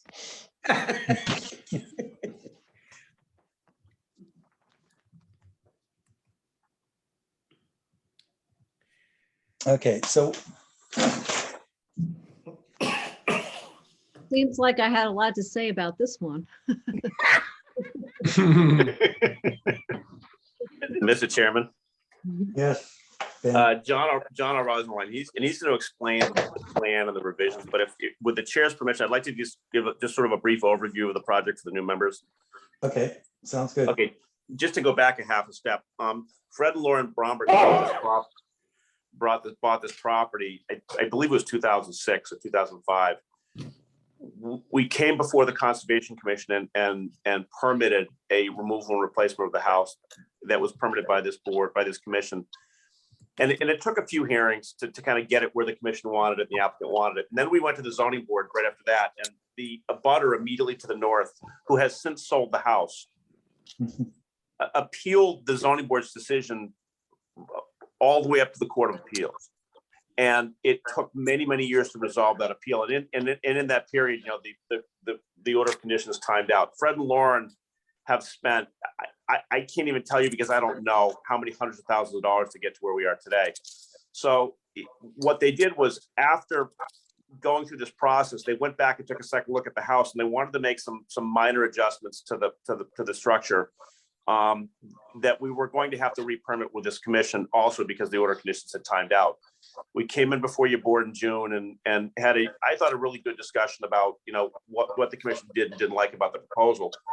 But what we did was, since June, we've gone back, and John has really sharpened his pencil and gone down so we can get this proposal back down and back to where it was permitted back in 2007 in terms of activity within the 50, activity within the 100, and also getting it really, really close to what's there on the ground. And so it not only was a redesigning from a conservation standpoint, but also the house design itself. So Fred and Lauren have worked really hard on this, and they've just been tortured by this project. So we're hoping that these changes are okay with your board. And I'll let John kind of run through the changes so you know exactly what he's done to bring down the activity within the 50, within the 100. Thank you. Well, I can certainly sympathize with the owners. Let's hear about the project. Good afternoon, John O'Reilly, representing the Brombergs. As Attorney Zender mentioned, we were here to get this re-permitted with the commission. The commission was pretty united in asking the Brombergs to reevaluate the proposal to bring it down so there's no expansion of hardscape or dwelling within the 0 to 50 foot buffer zone. So that's exactly what we ended up doing. We ended up revising the shorefront patio. If you remember the old plans, we had it 13 feet off the coastal bank. The current proposed patio is now 15 feet off the coastal bank. So we're actually moving it back 2 feet from where it was originally and where an existing deck is. We pull that back 2 feet. That corresponds to basically bringing the patio just to the edge of the velocity zone that runs along the top of the bank and adjacent to the dwelling. Some other significant changes from the previous plan you folks had seen, we were showing a sunken entryway, if you will, into the basement area off the driveway. We have removed more than 60% of that and pull that all out of the 50-foot buffer zone. That was a significant change. So with the changes that we propose, you can see in my buffer zone calculations that we are actually meeting 865 square feet, which equals what's there now, currently on the site within the 50-foot buffer. We do show some increase within the 50 to 100-foot buffer. They include walkways up to the house, the sunken, the remaining portion of the sunken entrance into the basement. The house is currently a 2-bedroom and will remain a 2-bedroom. The house is currently served by a nitrogen reducing system, and that is to remain intact. We are proposing mitigation that totals just shy of 1,100 square feet, which certainly meets any type of ratios that the commission is used to seeing. We have 850 square feet of shrub planting on the south side of the building, along the southern property line of the lot, if you will. And then we're also removing and managing the dense vegetation directly in front of the patio along the top of the coastal bank. There's quite a bit, there is some bittersweet in there, so we'd be looking to take that out as an as-needed basis and then replant if necessary. Be happy to answer any questions. This plan, I think, complies with what the commission had asked us to look at the last time we were here. But again, I'd be happy to answer any questions. Leon, I have a question. Okay, Mike? Yes, I appreciate what you've done, and I think you've made very good steps toward what we're looking for. I was puzzled by one thing. In the last time you came before us, you said there was a shower plumbed into the existing septic tank, and now it's reclassified as a wash station and it doesn't seem to be connected to anything. Can you explain about that? Under, I believe if it's classified as a shower, it needs to be tied into the tank. And so what we've done is this is just be a rinse station that would be set up against the house that will allow someone to rinse off their feet before they get inside the house. So it wouldn't be going down on their head or anything, it's just at their feet. That's the intention, that it'd be a rinse station, yes. Mr. Chairman? Yes, Ben? I mean, if the board wants, we're happy to plumb that in. I mean, we can certainly do that. John, let's not give you a reason why they can't. Yeah. No, there's no reason why I couldn't. Terminology, I hate to say this, but fads tend to move from west to east. It started in Chatham, it's kind of moving its way outwards to reclassify showers as rinse stations. I'm not sure why. But if plumbing it is important to the board, we can reclassify it as a shower and plumb it. Well, yes, but, since it's within the 50-foot buffer zone, anything that's coming off in terms of soap or detergent or anything like that would be a problem.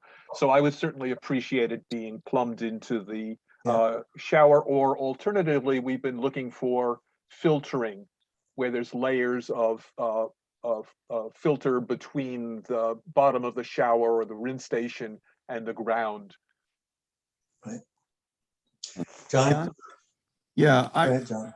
I mean, I'm not going to object to plumbing it into the existing septic system. I don't think that's the preferable, actually, alternative, since the shower or proposed rinse station won't have a cover. Then you get rain and excess amounts of water going into your system. I would think the preferable solution, which would meet everybody's interest here, is what we've been encouraging people to do, which is to build a sort of drywall, gravel, wood chips, gravel base to the shower. Because the fact is, it's not going to be a rinse station for feet, it's going to be a shower. So I would propose, I think it would be better for the environment to do that than to plumb it into the existing system. And it will allow the owner to have the advantages of an outdoor shower, which is an aesthetic that seems to be enjoyed here in Wellfleet.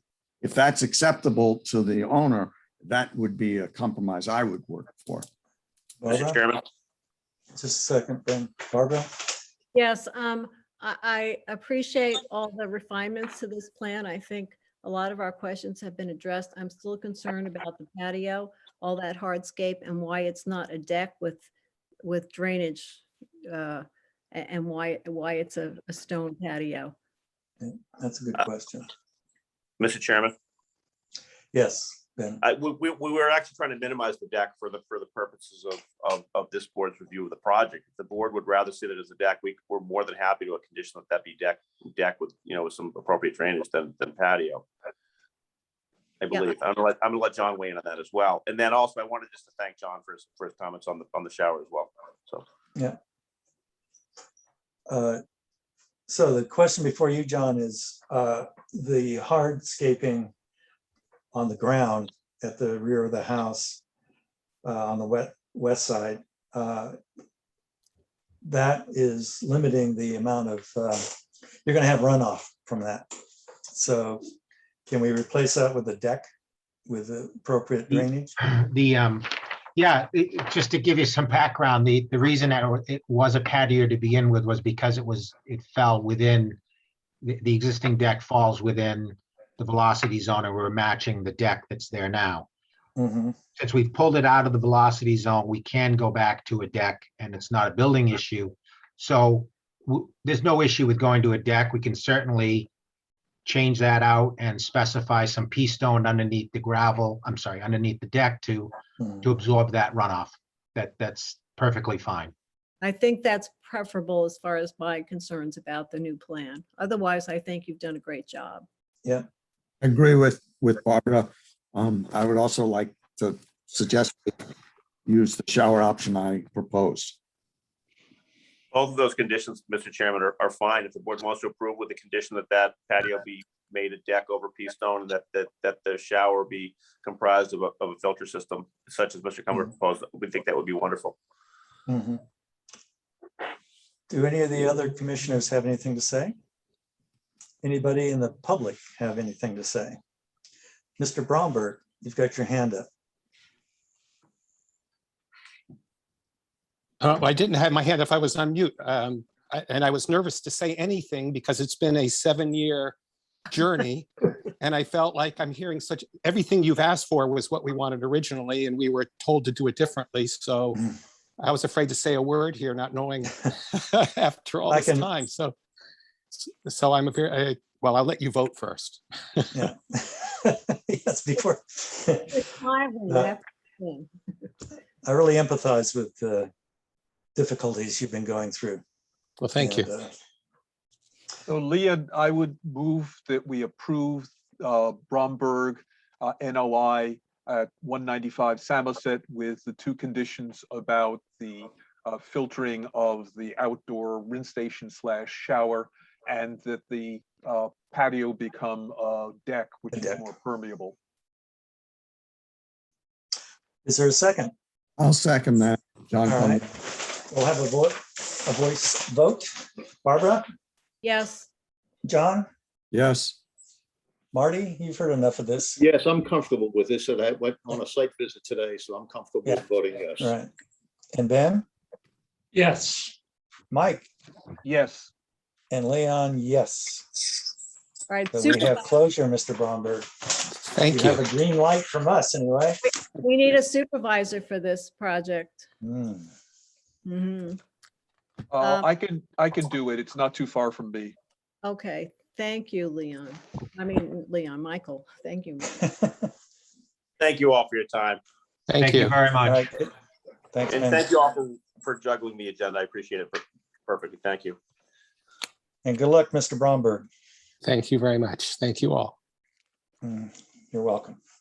Okay, let's go back to the agenda. Let's see. We've got Suggs, Pattison, Bloom. What about the Jonet certificate of compliance? We can go there. What was what was complied with on that? So do you want to open it first? Okay, I'm opening that, the Johannet 65 Chequesset Bluff Road, map 19, parcel 140. It's been requested that we issue a certificate of compliance. So this was a project that we did not have the original notice of intent filing on. So my best guess after looking at the online mapping software from the state and the paperwork that the applicant submitted was that it was a project for some type of coastal engineered structure along the waterfront because it's on Chequesset Bluffs Road. But what I can't determine is how long the structure is, how tall the structure is. There's no beach nourishment requirement that we have anywhere. So I was hoping that someone could be present so that we could have that discussion about an ongoing condition for beach nourishment because it's never been required at this property. So is there anyone present who can talk about this? This wasn't just like a vegetation management plan on the bluff there. I don't know. I think it was. I think she just wanted to remove invasives and plant some natives. In 1991, this is a filing from. Oh no, I'm sorry, no. Yeah, yeah. So this is an old filing, and I think we have to ask someone to be present to talk to us about it so that we can consider putting a condition on for beach nourishment. I think that's a reasonable request. I move we continue Johanna 65 Chequesset Bluff Road. Second, Michael. Okay, Barbara, how do you vote? Yes. John? Yes. Marty? Abstain. Okay. Ben? Yes. Mike? Yes. And Leon, yes. This seems to be a loose thread that Sorry. at this point, okay. I mean, getting a certificate of compliance frees them up to sell the property if they want Yeah, to. Or, exactly. yeah, okay. Well, I'm sure they'll be very interested in talking to us. Okay. I'm now opening Ingram, 15 Pine Point Road, map 21, parcel 41, an RDA after the fact for the 10 to 12 foot shed. Is there somebody to speak to that? Yes, good evening. Am I being heard properly? Yes, Mr. Peabody, welcome. Good evening. My name is Gordon Peabody. I work with Safe Harbor Environmental. And I'm here somewhat reluctantly for an after the fact filing. I'm not sure exactly how this happened. I don't have any firsthand information. I know a building permit was issued, but well, that's not germane to us being here together this evening. I had asked the owner to join us, and he apparently is having back surgery tonight up in Boston, which he probably saw as preferable to this meeting. My thought is that obviously I try and represent a certain ethic, and I was disappointed to notice in my routine surveillance, people say I micromanage projects, we have photographs, and I noticed, my God, there's a building there. There's a new building there. So he claimed that he had the building permit, but in the end, he's required to do his after the fact RDA submission. That's a request of the Conservation Department. And that's why I'm before you. And I know in a previous submission, the commission was less interested in vegetation and more interested in direct mitigation. They've got this thing built over gravel for stormwater, groundwater recharge. And there's an existing patio, not really hardscape, but semi-permeable outside the house. And I asked them to take off reduce it by 50%. And that's twice the square footage of the shed. I'm not quite sure how to handle this because it's ex post facto. I'm obviously a little uncomfortable. And so I'm looking to the commission for some positive guidance here. So the patio is new, is that correct? Now, the patio was already approved with a notice of intent. This project has a notice of intent for home repairs. In fact, a few months ago, myself came before you folks and we got an extension, a one-year Mhm. extension. And one of the members, possibly yourself, said, well, we only want to do it for 1 year because there could be some changes. And I'm thinking, no, there wouldn't be any changes. Lo You and know, behold. well, the best time to eat crow is while it's still warm. So, I find myself in this situation. I have a longstanding relationship with all the commissions on the Cape, and I need to protect that. So looking for some guidance on where we're going and how we get there with this. We've already paid the fine. The owner understands. He did have a building permit in his favor, but as I said, I don't have firsthand information on exactly that protocol, and I think I'm just going to leave it at that. Can you answer a question, Mr. Peabody? From your standpoint, is the placement of the shed and its handling of runoff adequate? Yes, it definitely is. It looks like they may have overdone it with a gravel base a little bit. And the shed it's right on the margin of the 100-foot buffer. Part of it's going over the buffer out of jurisdiction, but none of that's really germane to the fact that it was put together without you folks being aware of it. Right. Leon, may I ask a question? Certainly, Michael. Yes, so I appreciate it. We went out there and we saw that in fact the patio was reduced. So on your initiative, the owner in fact did mitigate already. I was a little curious. There's a fire pit on the map. Is that was approved by us? I believe a fire pit, right in front of me now, I don't have, oh, here it is. Because it's not on the ground at the I have moment. to take a look at the site plan of record here.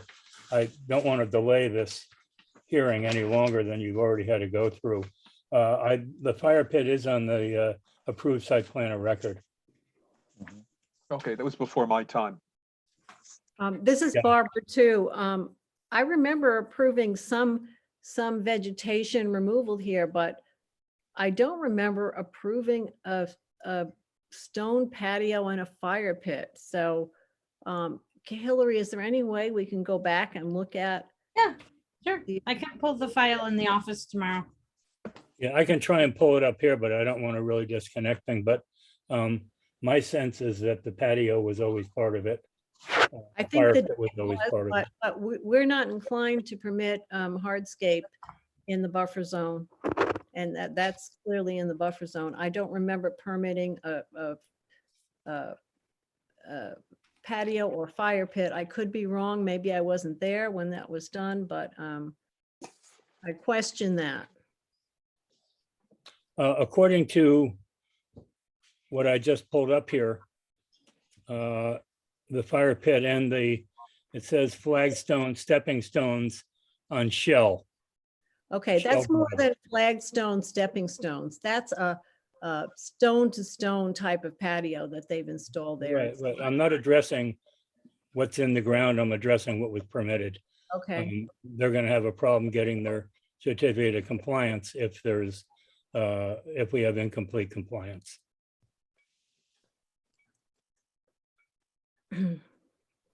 So is this something that we should put off until we get Hillary gets the actual approval, the original approval, and we can compare it to what's on the ground? Well, This is I an think RDA for the shed. yeah, I think they're two separate issues. If we have an issue of non-compliance with the notice of intent, then we send him another letter about non-compliance with the patio, if indeed the patio does not reflect what's on the approved plan. But this is separate, so this is an RDA just for the shed, and after the fact RDA for the shed. Well, since I believe certainly Mr. Peabody, I believe that whatever it is as a patio has been reduced. So I think that in my mind is a mitigation for a shed which is just on the edge of the 100-foot buffer zone. Don? Yeah, I'm tending to think this is all resolvable. My concern is that that in the original plan, the fire pit was sort of integrated into the patio. If we reduce the patio, I think maybe we should just eliminate the fire pit as well. And the reason for that?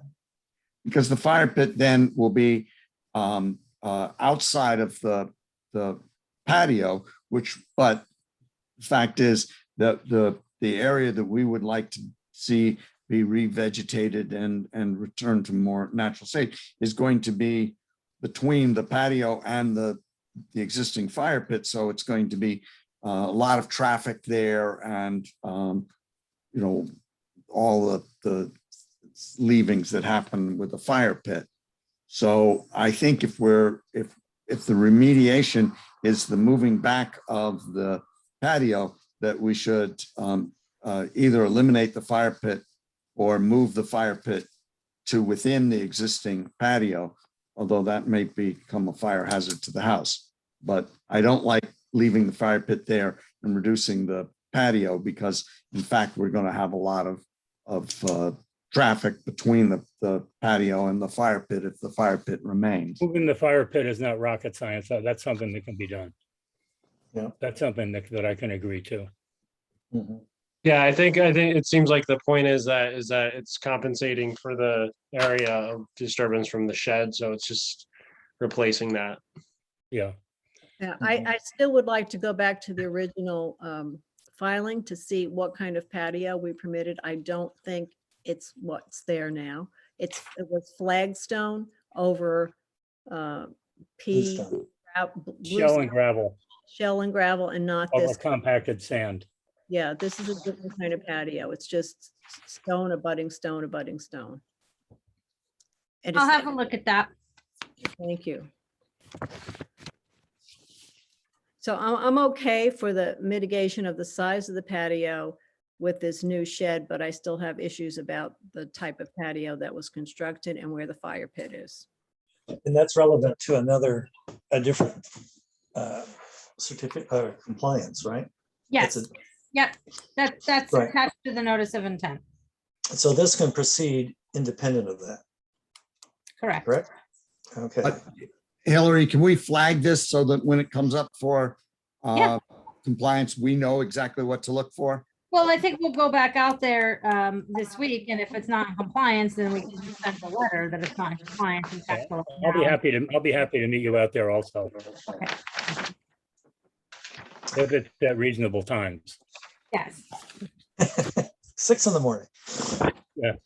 You beat the Highway 6 traffic that way.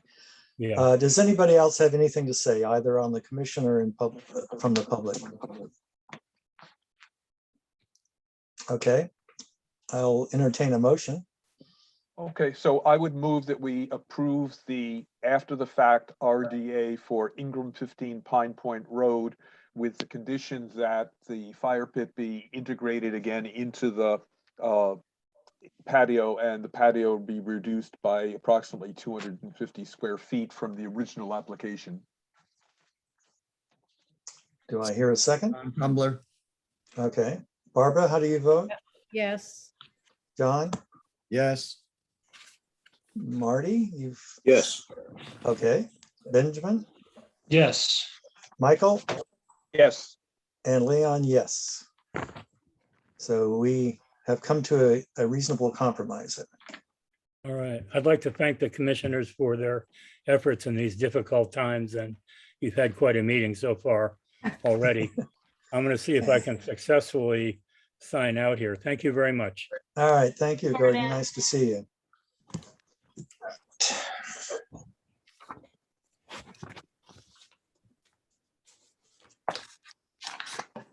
So that was Ingram, right? All right. Yep, we're moving on to Hess. Okay, thank you for the prompt.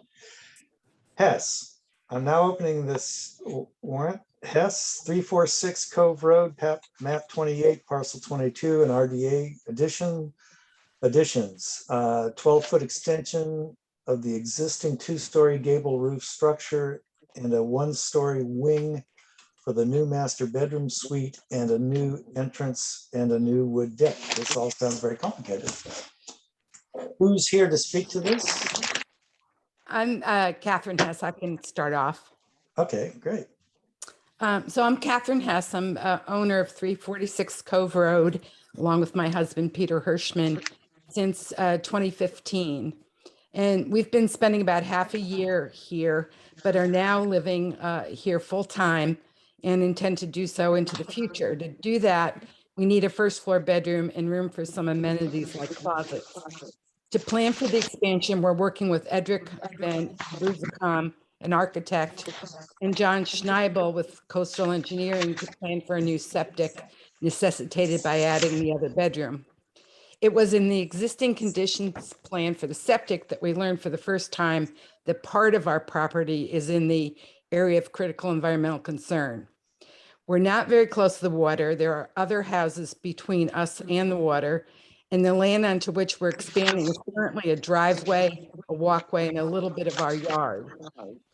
So we don't anticipate that we would be raising environmental concerns that at least we're aware of. I'm asking Edric, our architect, to speak to the specifics of the proposed expansion, and John Schneibel is available to speak about the property and its relationship to the ACEC. So Edric, do you want to sketch out? Hi, everybody. My name is Edric Van Buzicum. I'm an architect. My company is EVP Design. I live part-time in Wellfleet and part-time in Cambridge. I've been working with Catherine and Peter on this project. Their current house is small and the existing bedroom is up on the second floor, which is not ideal as we move into the future. What we are planning is an addition that basically gives them a master bedroom suite on the ground floor level and expands their living space a little bit on the ground floor level as well. And then as part of this, a new entrance into the house too. We have designed the additions all to be within the zoning setbacks, but as Catherine explained, we were caught off guard by the existence of the area of critical environmental concern once we got the site plan from Coastal Engineering. The additions that we're proposing are generally on relatively flat areas existing. We are, as Catherine said, we're well out of the floodplain and above several other properties that are closer to the water. So we're not sure if there's anything really here to be much concerned about, but it is a fairly large addition to the footprint of the house. I've submitted some drawings. There's a drawing SP2, which is shows the existing site with the existing house and a shaded area that shows all of what's being added to the house, and that includes a deck house as well. The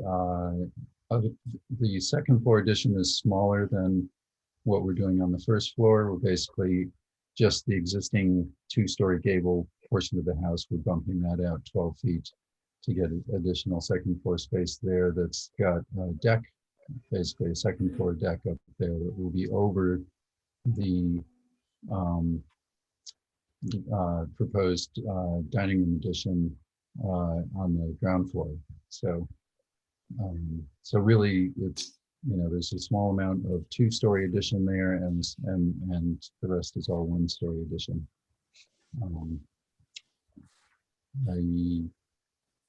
If anybody has any questions, I'm happy to answer or go into more detail on the design if anyone's interested. So it looks as though the majority of the changes are outside of the AECC, right?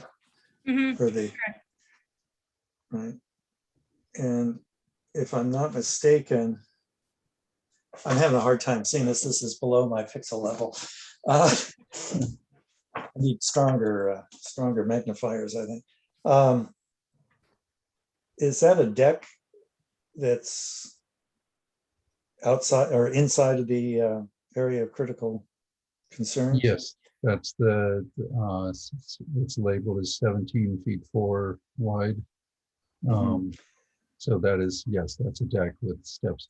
Okay, wrapping and the part that of the house that's everything in gray is new, is that right? There's That's correct. different footprint. Okay. Yep. So there's a very small piece of the footprint in two areas besides the deck.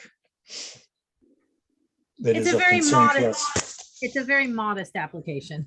Yeah. But it does Yes. fall within our jurisdiction, so Yeah. that's why it's before us. And what is the specifics of the area of concern like that, environmental concern? What's the specifics of what?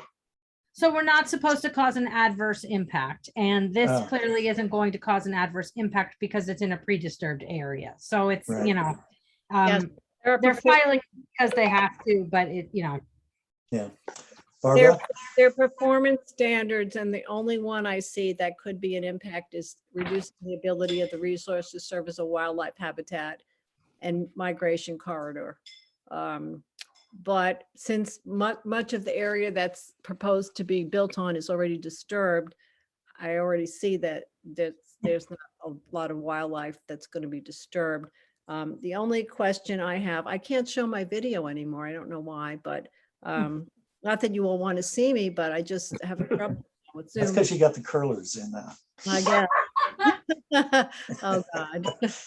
But anyway, on the plan, there's a total gross floor area of 2,387 square feet, but that doesn't include driveways and other disturbed areas. So I would like to just see on the plan the total disturbed area because it is a small lot. It's under 3/4 of an acre lot. And can this house actually, I don't know what the building codes are. Can it really cover that much of this lot? Have they gone through the building department? Isn't there like a We haven't maximum? done a building department review yet on the zoning, but we do meet the requirements for the total lot coverage. Okay, that's what I was concerned about because it's a small lot and this house is going to cover most of it. Yeah. Oh, it's actually not that. It's going to small. retain the same number of bedrooms, right? No, they're adding a bedroom. No, They're they're adding adding a a bedroom. bedroom. They're adding a bedroom. Does that, well, it's not our issue about the Board of Yeah. Health will have to decide about the septic system, I guess. Right. Well, I the don't think septic it is. system is in our jurisdiction though, is it not? No. No, it's outside. Okay. Sorry, John. And Wetlands, we is are like 200 revised. excuse me, John Schneidel, coastal engineer. The wetlands is about 200 feet away from this property. It just so happens that the ACEC line, the 10-foot contour Yeah. is, you know, is farther up. It's very gentle slope. And then you've got, you know, you got to go from there. It's at the 10-foot contour plus 100 feet. Right. I actually appreciate you guys coming to us because I imagine that some of these projects go forward without even coming to us if they're in the ACEC. Well, as soon as we saw the line that said ACEC, we want to know what it was and what we needed to do. Yeah, no, I So, appreciate that. The only yeah. thing Yeah. I'd want on the plan is the total disturbance area submitted with the plan, including driveways, decks, everything, so that it's just on record. Right. Including the this is a- already, the driveway is already, there's already a sizable driveway there. You want that shown as well? That's Yeah, already- Just depicted in Yeah. square. That's a Okay. disturbed area, yes. Okay. John? Yeah, this is just not in our jurisdiction, but I would like to know, when you replace the septic system, are you replacing it with an AI system? We don't know that yet. We're waiting for the final plan from Coastal. John may want to speak to that. Well, I was just going to say, there is that, even if it's not required, if you want to be good citizens to the town, it would be highly advisable, because we do have a big nitrate problem, and you're in a very delicate area in terms of nitrates in the coves. So if you could put in a nitrate reducing system, even if it's not formally required, that it will be a little more expensive, but it's certainly, in the future, it will be mandatory. And if you do it now, you're helping the town and its water system. And if you want to be citizens of the town, I recommend that. And is that, I already wrote to Hillary about the subsidy that was passed by the voters for upgrading septic. So I don't know if what you're discussing falls under that, but It would. It Yeah. may. No, so well, so I've written to Hillary just to let her know we're interested in that once there's more information about it. So we will definitely consider that once we have John's recommendations. Okay, Thanks. this is just an RDA, so It's only a local filing as well. so I recommend that we approve the RDA for house at 346 Folk Road, map 28, parcel 22. Second, Michael. All right, Barbara, let's have a vote. Yes, as long as we have the square footage of disturbance on the plan. All right. I like to have that on file for future. Quite. Yes. John, Yes. Marty, Yes. Benjamin, Yes. Michael, Yes. and Leon, yes. This looks like a very interesting project. I hope it goes well. Thank you very much. Don't even need a Well, supervisor. And thank you for coming to us with this. Appreciate Yes. it. Thank you. Thanks. Bye. Have a good evening. All right.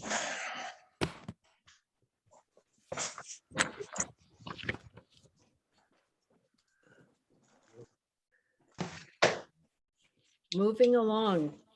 Okay, I'm now opening Misty Hill Condo Associations, 105 Pine Point Road, map 21, parcel 53, and RDA to prune trees between cottages and water, top dead trees, prune branches within the passageway brush to be removed. We've heard this before, is that correct? We anybody- saw work done on the property and we summoned them in before us and we told them the proper path forward is to file request for determination of applicability for small amounts of tree work. So this is And this what is we an after the fact? I don't believe it is. I think it has to be because they did the work. The work was If they done. want to do new work. Well, but the work that's done, we haven't approved. They've been trimming and there's quite a number of things that should have been approved. And this is the one with the pathway going down the hill that's sandy and Yes. it's like eroding? There are two pathways going down the hill.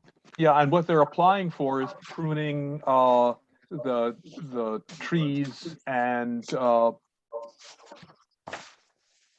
Topping a dead tree. on the other side of the railway path. Is there someone here to speak to it?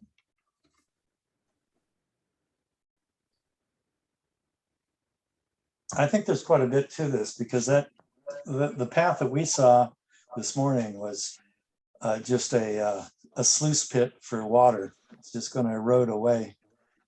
So some remediation has to happen, but we need to have somebody here talking to us about it. I propose we postpone this for continuing. Yeah, let's continue this. Is there a second? I second that, Ben. Would we like to Okay. request a site plan as well? Because we don't have a That- site plan. We just Yeah, have. we need it. And we also Yes. need a planting plan. They talk about how they're going to replanting, but they haven't Yeah. provided what and where. And they say that they are going to trim pines on the opposite side. They're actually not pines, they're maples, with the permission of the property owner, and they don't even know who the property owner is. It's not their land. So this is a very incomplete and inadequate application. I agree with Michael. It just, Yep. unless someone's here to represent, we need to postpone and maybe issue a letter Yeah. about a potential fine for work being done without permission. And the fine What do can you think be of that, Hillary? $200 a day. I'm not saying it should be that Yeah. much, but Yeah.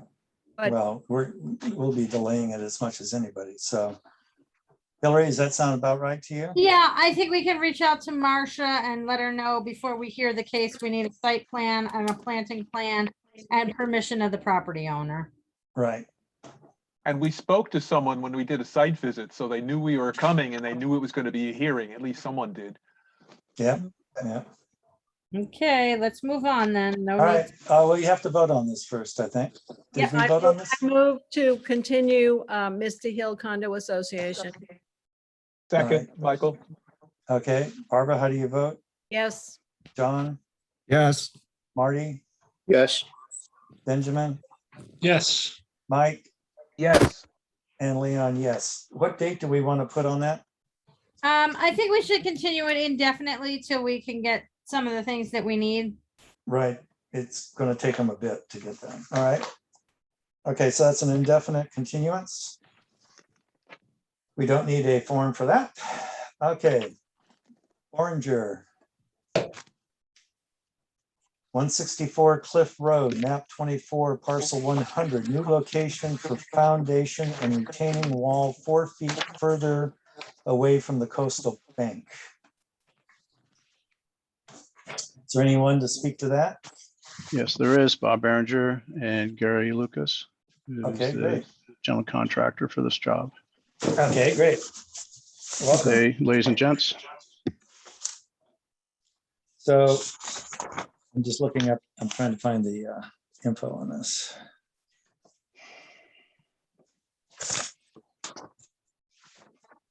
I should say, when There we it did a is. I got site it. visit, there was quite a lot more erosion than we went last time.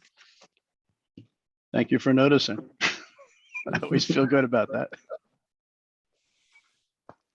So yes, there's a sense of urgency. We appreciate your revisiting this today. Oh, yeah. This is the one that's hanging out over the beach. Is that right? We're not quite hanging out there yet. Well, not yet. But Give us a couple more another month. storms. We'll get there. One more winter, you'll be there. Yes, that is true. All right. So what are you proposing to do here? It's a retaining wall? So there's, what I have in front of you is, oops, well, I guess you can share, I'll share my video as well. What you have in front of you is the original submitted plans, and I just cut and paste so we can have them all on the same page. So the left is original, and to the right is what we're requesting.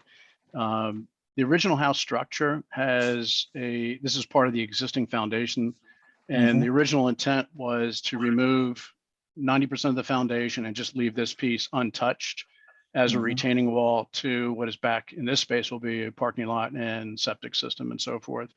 And after meeting with the building movers and the foundation folks, the suggestion was basically saying, why not just remove this completely and put a continuous pour in here to have a retaining wall that is also further away from the coastal bank, which basically allows us to remove the entire foundation of the existing structure, as well as improve the structural integrity of this so that it doesn't have to be quite as big as perhaps it would be here. There was some concern about this toppling over because of the way we were trying to attach the old structure with a new structure that is here. So that's all we're doing, is basically saying, let's allow us to site clear the entire foundation of the existing structure and instead affect the structural support. Instead of going seaward, goes basically westward away from the ocean. And if you prefer, I can. Was this approved? The previous plan was approved, is that right? That's correct. Yes. Right. Okay. Does anybody have any concerns about this? Barbara, can you hear me? Yes, I can, Barbara. Can't see me. I know we approved this plan a while ago, and the reason why we allowed the existing returning wall to remain was because it's part of the old foundation, and we thought it would be less detrimental to the environment to leave that there than to try to dig it up. And now they're proposing to remove it and build something else. So there's going to be more digging and more construction and more concrete. And I'm just wondering what that effect is going to be on the environment. We voted to leave it in place because it was the least disturbance to the area back when we approved the project. Mhm. So if I could answer that question, if you'd like. Yes. And try to pull up Please. the other print that I've got here is all the area that is to the west of the current house and where the proposed new retaining wall will be is going to be disturbed because that's where the new Fast 10 septic tank is going to be installed. Because part of my remediation of the existing space is the existing system is currently underneath the deck, which is soon to be a cantilever deck.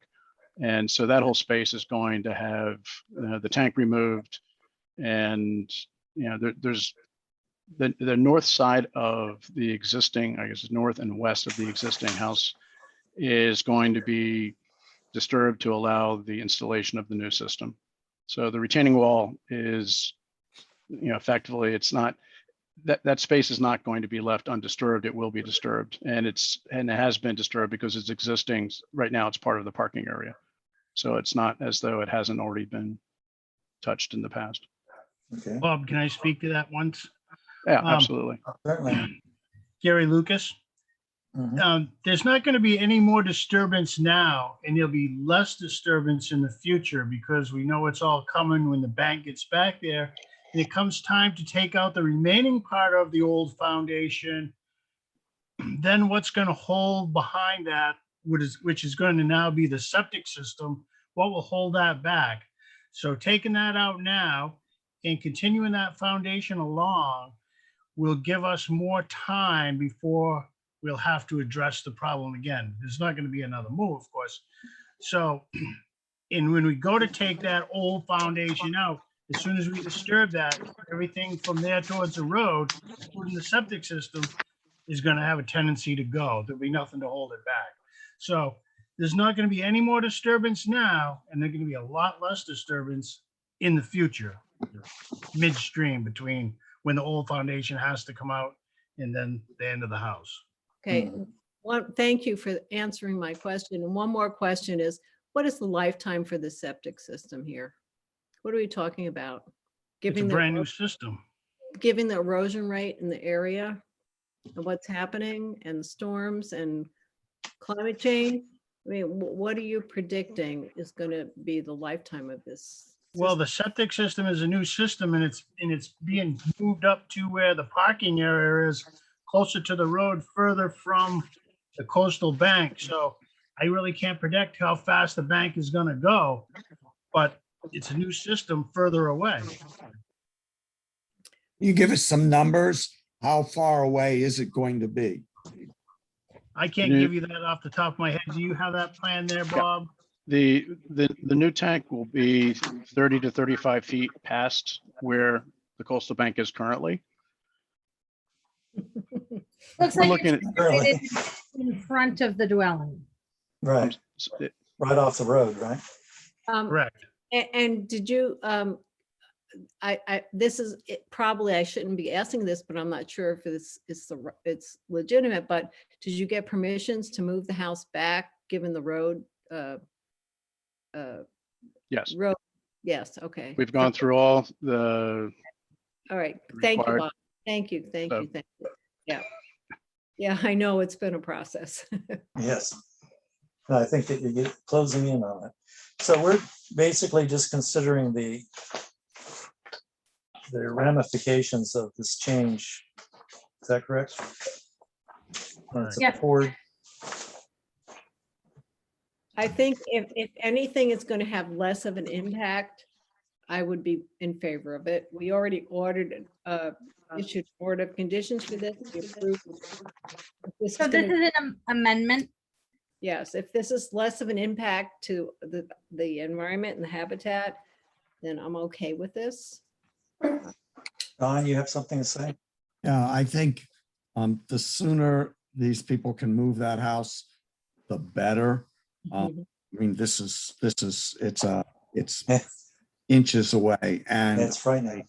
I think it's that what they're going to suggest may have a less of an impact, this amendment.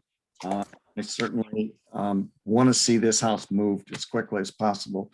So I would vote in favor of this. Well, does anyone else have anything to say? I will entertain a motion. Okay. I move. Barbara's making a motion here to approve. This, what is it? Is it an It's an NOI? amendment. It's an amendment to the Amendment notice. to an NOI for Boringer 164 Cliff Road, map 24, parcel 100. Second, Michael. Okay. Okay, So Barbara? yes. Yes. John, Yes. Ben, Yes. Michael, Yes. and Marty? Yes. We And already, Leon, yes. Leon, We already yes. have a supervisor and we already have conditions, so. Okay, very good. So we're good to Thank you, go on everybody. that. Let's Good to see. go. Thank you for, Let's move this house, as they say. Let's move this house. okay. We have one remaining issue. My calculation, we need to talk about Callahan, 146 Commercial Street, map 27, parcel 120 NOI to replace a segment of the marine bulkhead. This is the one that's down just off of Duck Creek. And we should have Bob Perry on the line here.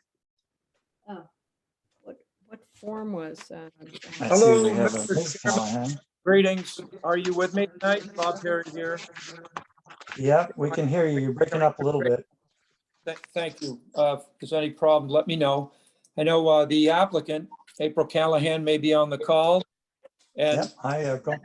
Hi. as what we were going through for the last several months is understanding the problem with the concrete seawall that exists over there bordering Duck Creek at 149 Commercial. And we tossed around a lot of options and alternatives, but we've settled on the understanding that with approximately, fairly short length of that wall being in disrepair, it's better perhaps to prepare for the future and to look at the appropriate technology for a seawall or a wall that's going to deal with tidal action in that location. So rather than replace it with concrete, the choice was made to use a traditional but very low profile marine style wall so that it's an anchored, fairly attractive wood trimmed wall of probably be 4.5 feet high when it's done. And just to give you an understanding of the work required to do it, you can access the property directly from the driveway. It's the kind of work that's mostly done by hand, but a small machine would come in to drive in the sheeting, mostly drilling and just putting the components together and assembling the wood cap. There is a stairway that's currently carved into the landmass, and the simplest thing to do is to build a small landing and a fairly narrow set of open frame steps that'll take you down to the sea. And given the location of the tide line at Marsh, there's no obstruction created by that stairway, and it's just the most elegant, simple thing to do. It is approximately, it's less than 40 feet out of a fairly long length of wall there. And we're just trying to minimize what's done at the time. I don't think there's a lot more to explain. I know the plan has a lot of little details on it. We were also mindful of the accounting for the inner buffer area and basically the whole site. So there's some numbers on the plan that relate to that. I know that another project was completed here with your organization having to do with the building. So there may be mitigation or restorative activities associated with that. But our proposal here is basically to let the area of the work recover in the condition effectively that it is now, except meter without rubble strewn around, and plant some beach grass where necessary along the top. So that's about it. And I'd be happy to try to answer any questions you have. Thank you. So people, do people walk along the outside of this concrete wall? Is it? I don't think there's a lot of traffic there because there's no real destination. Much of the area, in any direction, you're gonna run into more saturated salt marsh than you have Right. now. Okay, so putting that, those steps there isn't going to really constrain any actual traffic, foot traffic. Not that we can determine, and it's, speaking with everyone there, it really is an amenity that provides, some access to the people that live, but it does not block access along the shore. If you were trying to make your way along the shore, you're supposed to be coincident or seaward of mean high tide line, and it doesn't block any access. Okay.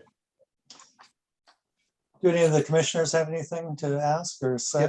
Barbara, Barbara first. I just All want right, to Barbara. make sure that we know what kind of material this is going to be made from. Right. I'm a little bit reluctant to permit anything that involves plastic.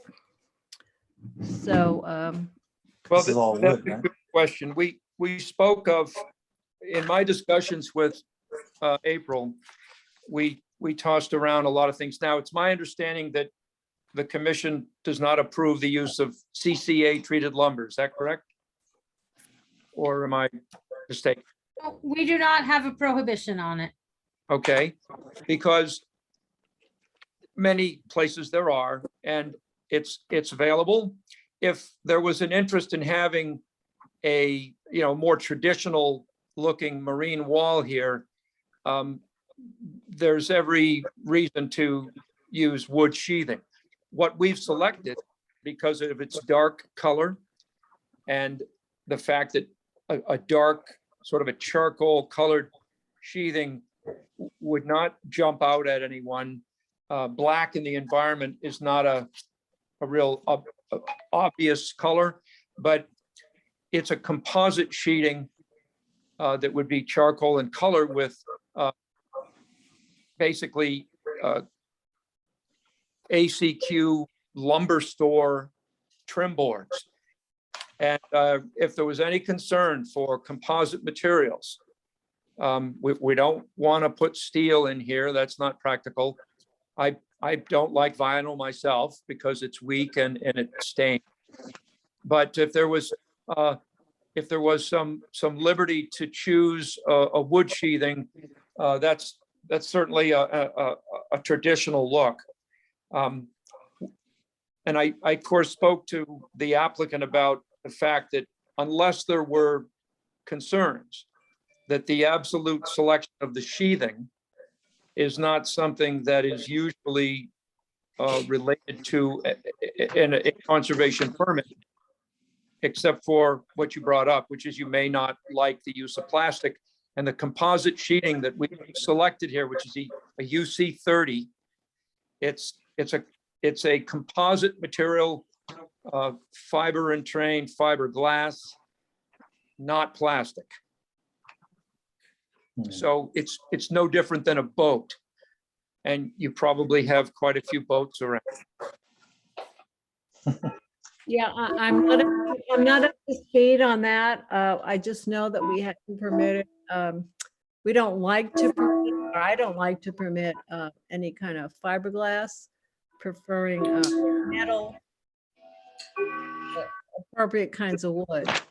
But if anyone else is familiar with this material, please weigh in, because I'm not. I'm not. One thing, This is not the same material that, for example, the park is on its walkways, like at, White Cedar Walk, is it? I haven't been there for a while, and I don't know what they're using. It's not, the sheathing that we're proposing is 3 times the strength of the vinyl, and it is 1/10 of the strength of steel.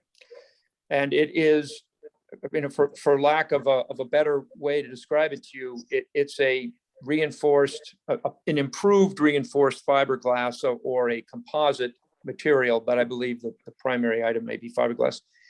But it is not going to fragment. And I'll tell you the threat, and you may have your own reasons, but the threat of a vinyl sheathing or of a composite sheathing is that before it turns into particles in the environment, it's going to be removed. It's the stuff it's not breaking into pieces. It's not like styrofoam. And so, although, you know, it's 40 feet of a 180-foot long wall that may need to be done in 20 years or more, it's a fairly small project. And I felt that the composite sheathing was an appropriate shade so that aesthetically it blended in and that it was of no threat. But Bob, it's Okay. also not sitting in the water, right? It's Right. above the beach, so it gets hit on high tides, correct? Correct, right. But if it was fractured, it's not going to put particulate matter in the environment. Got it. I don't know anything about this material, so I want to approve this project, but I want to know more about it and its biodegradability and its effect on the marine ecosystem. Yeah, well, That's unreasonable for us to do a little research before we approve this. No, Bob, can you supply us with some materials on the UC30 composite sheet pile? Do you have surely, those? yes. Okay. The good news here, of course, is that it's a fairly minor issue for research. I don't believe anyone wants to do the work tomorrow. And I will provide you information on a number of different options, because the best option is that the applicant or the committee may be interested in a spectrum. Okay. Mhm. And Yeah, I don't disapprove the project. I just want to know what the material is, because I think Duck Creek is a really important resource, and there's shellfish interest there. I really just want to know what we're getting. Sure. Do you, before I let you go, or you let me go, do you have thoughts about what would be a standard marine treatment wood sheathing? Or is that something you're interested in as well for information? Well, I think we've used the green wood Yep. on Uncle Tim's Bridge, and that's held up really well. And Okay. we have also seen other wood product used along the harbor. And Well, there again, April and I will get together, and we, you know, I think that she was fairly well settled after she spoke with me, but I want to get you the information you're seeking, and then we'll go from there. okay, Yeah, John. That's Yes, great. John. I would strongly encourage the homeowner and the contractor to reach out to the wastewater committee, because they are funding a project to install basically a carbon filter behind the seawalls along Commercial Avenue. And they may be very interested in partnering with the homeowner to put a carbon filter here to sort of mitigate nitrogen and some money for that project. Interesting idea, kind of burying the seawall in the back with wood chips, or are Yes. they? Yes, exactly. Right. I mean, what will they think of next? Can I ask a question? Yeah. Go So ahead, April. Go is ahead. I'm going to defer to Bob and whoever makes the final decision on the best material here.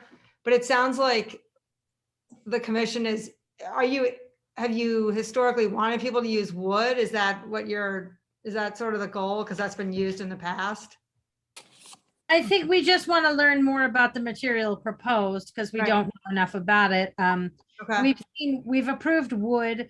We've taken issue with various vinyl sheetings because of plastics in recent times. So I think, we're always just trying to find the best material, and maybe this is the best material. We just need to read up on it. No, I agree. And I also, like, before I start any project, I just haven't done this yet because I figured I should get approved first. I want to look at them too and make sure they look good, so it doesn't look terrible when people are kayaking and they see the seawall. And again, it's just a very small portion of your seawall because you're gonna have all that concrete as well, so. Yeah. Can I just weigh in Go here? ahead, John. If this composite material is satisfactory, I would prefer it over treated lumber because of the problem of the leaching of copper to the environment from those that treated lumber.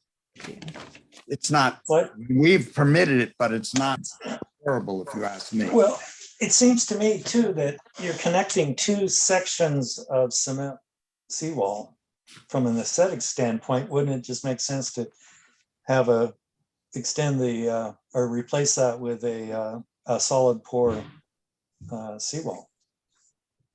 It is feasible to do that, except for the problem that a seawall technically deals with flood tides and saturated soils, and traditionally and by design needs to go pretty far below ground, unless porous, like a revetment or something. So you can't pour concrete that deep to be effective, and it is the negative aspect of the concrete wall that's there. The one on the west of us or the southwest of us is in a yielding mode. I don't know how long that's going to stay there. Okay. Thank you for responding to that. Leon, So, I have two questions. Okay, Michael, go ahead. The first question is, you left open what's going to happen on the abutters property, Hutchinson and Kennedy. Do you have any further information whether they're going to let you put the wall on their land or whether you're going to have to turn back before? Is that a question for Bob Perry? Yeah. Yes. Yeah. Okay, thank you. Good question. In my experience with coastal erosion protection measures, people don't always understand their lot lines. And if we go back 50 years or 40 years when these walls were built, there may have been a lack of clarity. And what often determines ownership is a particular structure or a feature that is on someone's property or near their property on a boundary, going over the boundary. And it really becomes a civil matter, but in almost all cases, property owners on the waterfront cooperate with one another.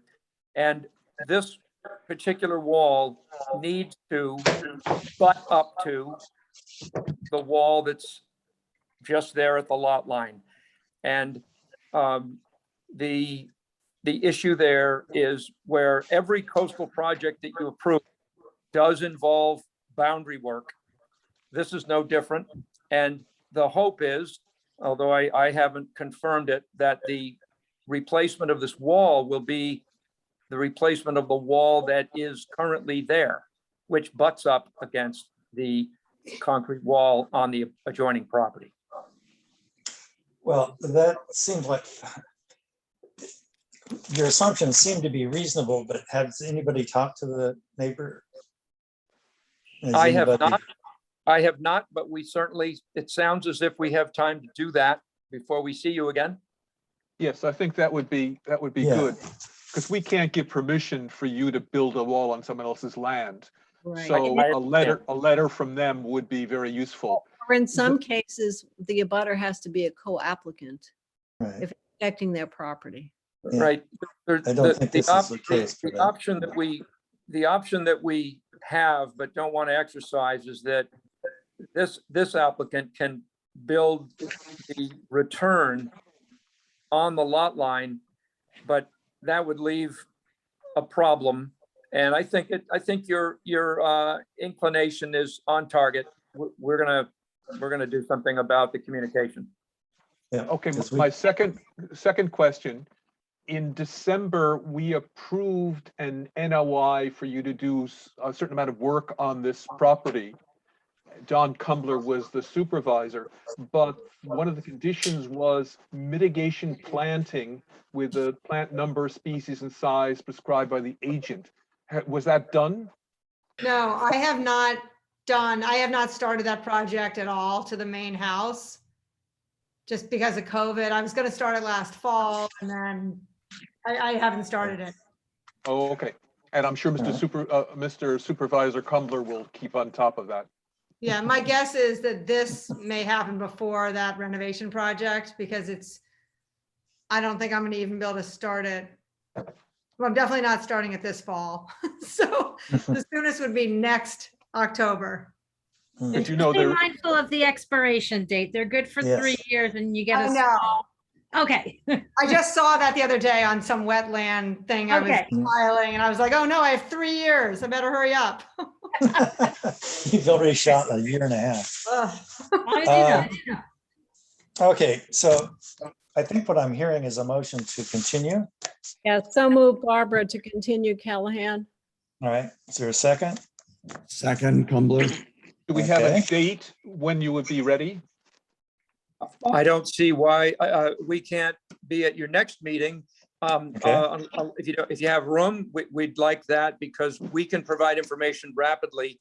I think I'll leave it to April to contact the neighbor, but at least to speak with her about whether I'll do it or not. Yeah, So I've been trying to find her phone number. What date are you thinking of, committee members? September be 15th. 15th. September which? 15th. Okay, that works for me. Okay, perfect. And thank you. Thank you. See you then. Thank you. Well, wait a minute, we need a We vote. need to vote on that. Yeah. Has it been moved and seconded? Yes. Yes. All right, Barbara, how do you vote? Yes, continue. John, Yes. Marty, Yes. Benjamin, Yes. Mike, Yes. and Leon, yes. And with that, we close the evenings. All right, I'll before we entertain a totally motion to get off adjourn. the air. Hillary, I have a question. Yes. What is the status of the staircase at, 1440 Chiquesset Neck Road. yeah, Mhm. I don't know. I sent to Amy off an You email today. want, can I just ask if you want this to be recorded or not? I Stop. think, let's turn off the recording. All right, Well, I wait a need, minute, you wait a need minute. to We have to close vote. the hearing. We have to, yeah, we I have to move adjourn. that we adjourn. Thank you. Second, Michael. Okay, Barbara, how do you vote? Yes. John, yes. Marty, Yes. Benjamin, Yes. Mike, Yes. and me, very yes. So turn off the recording, please.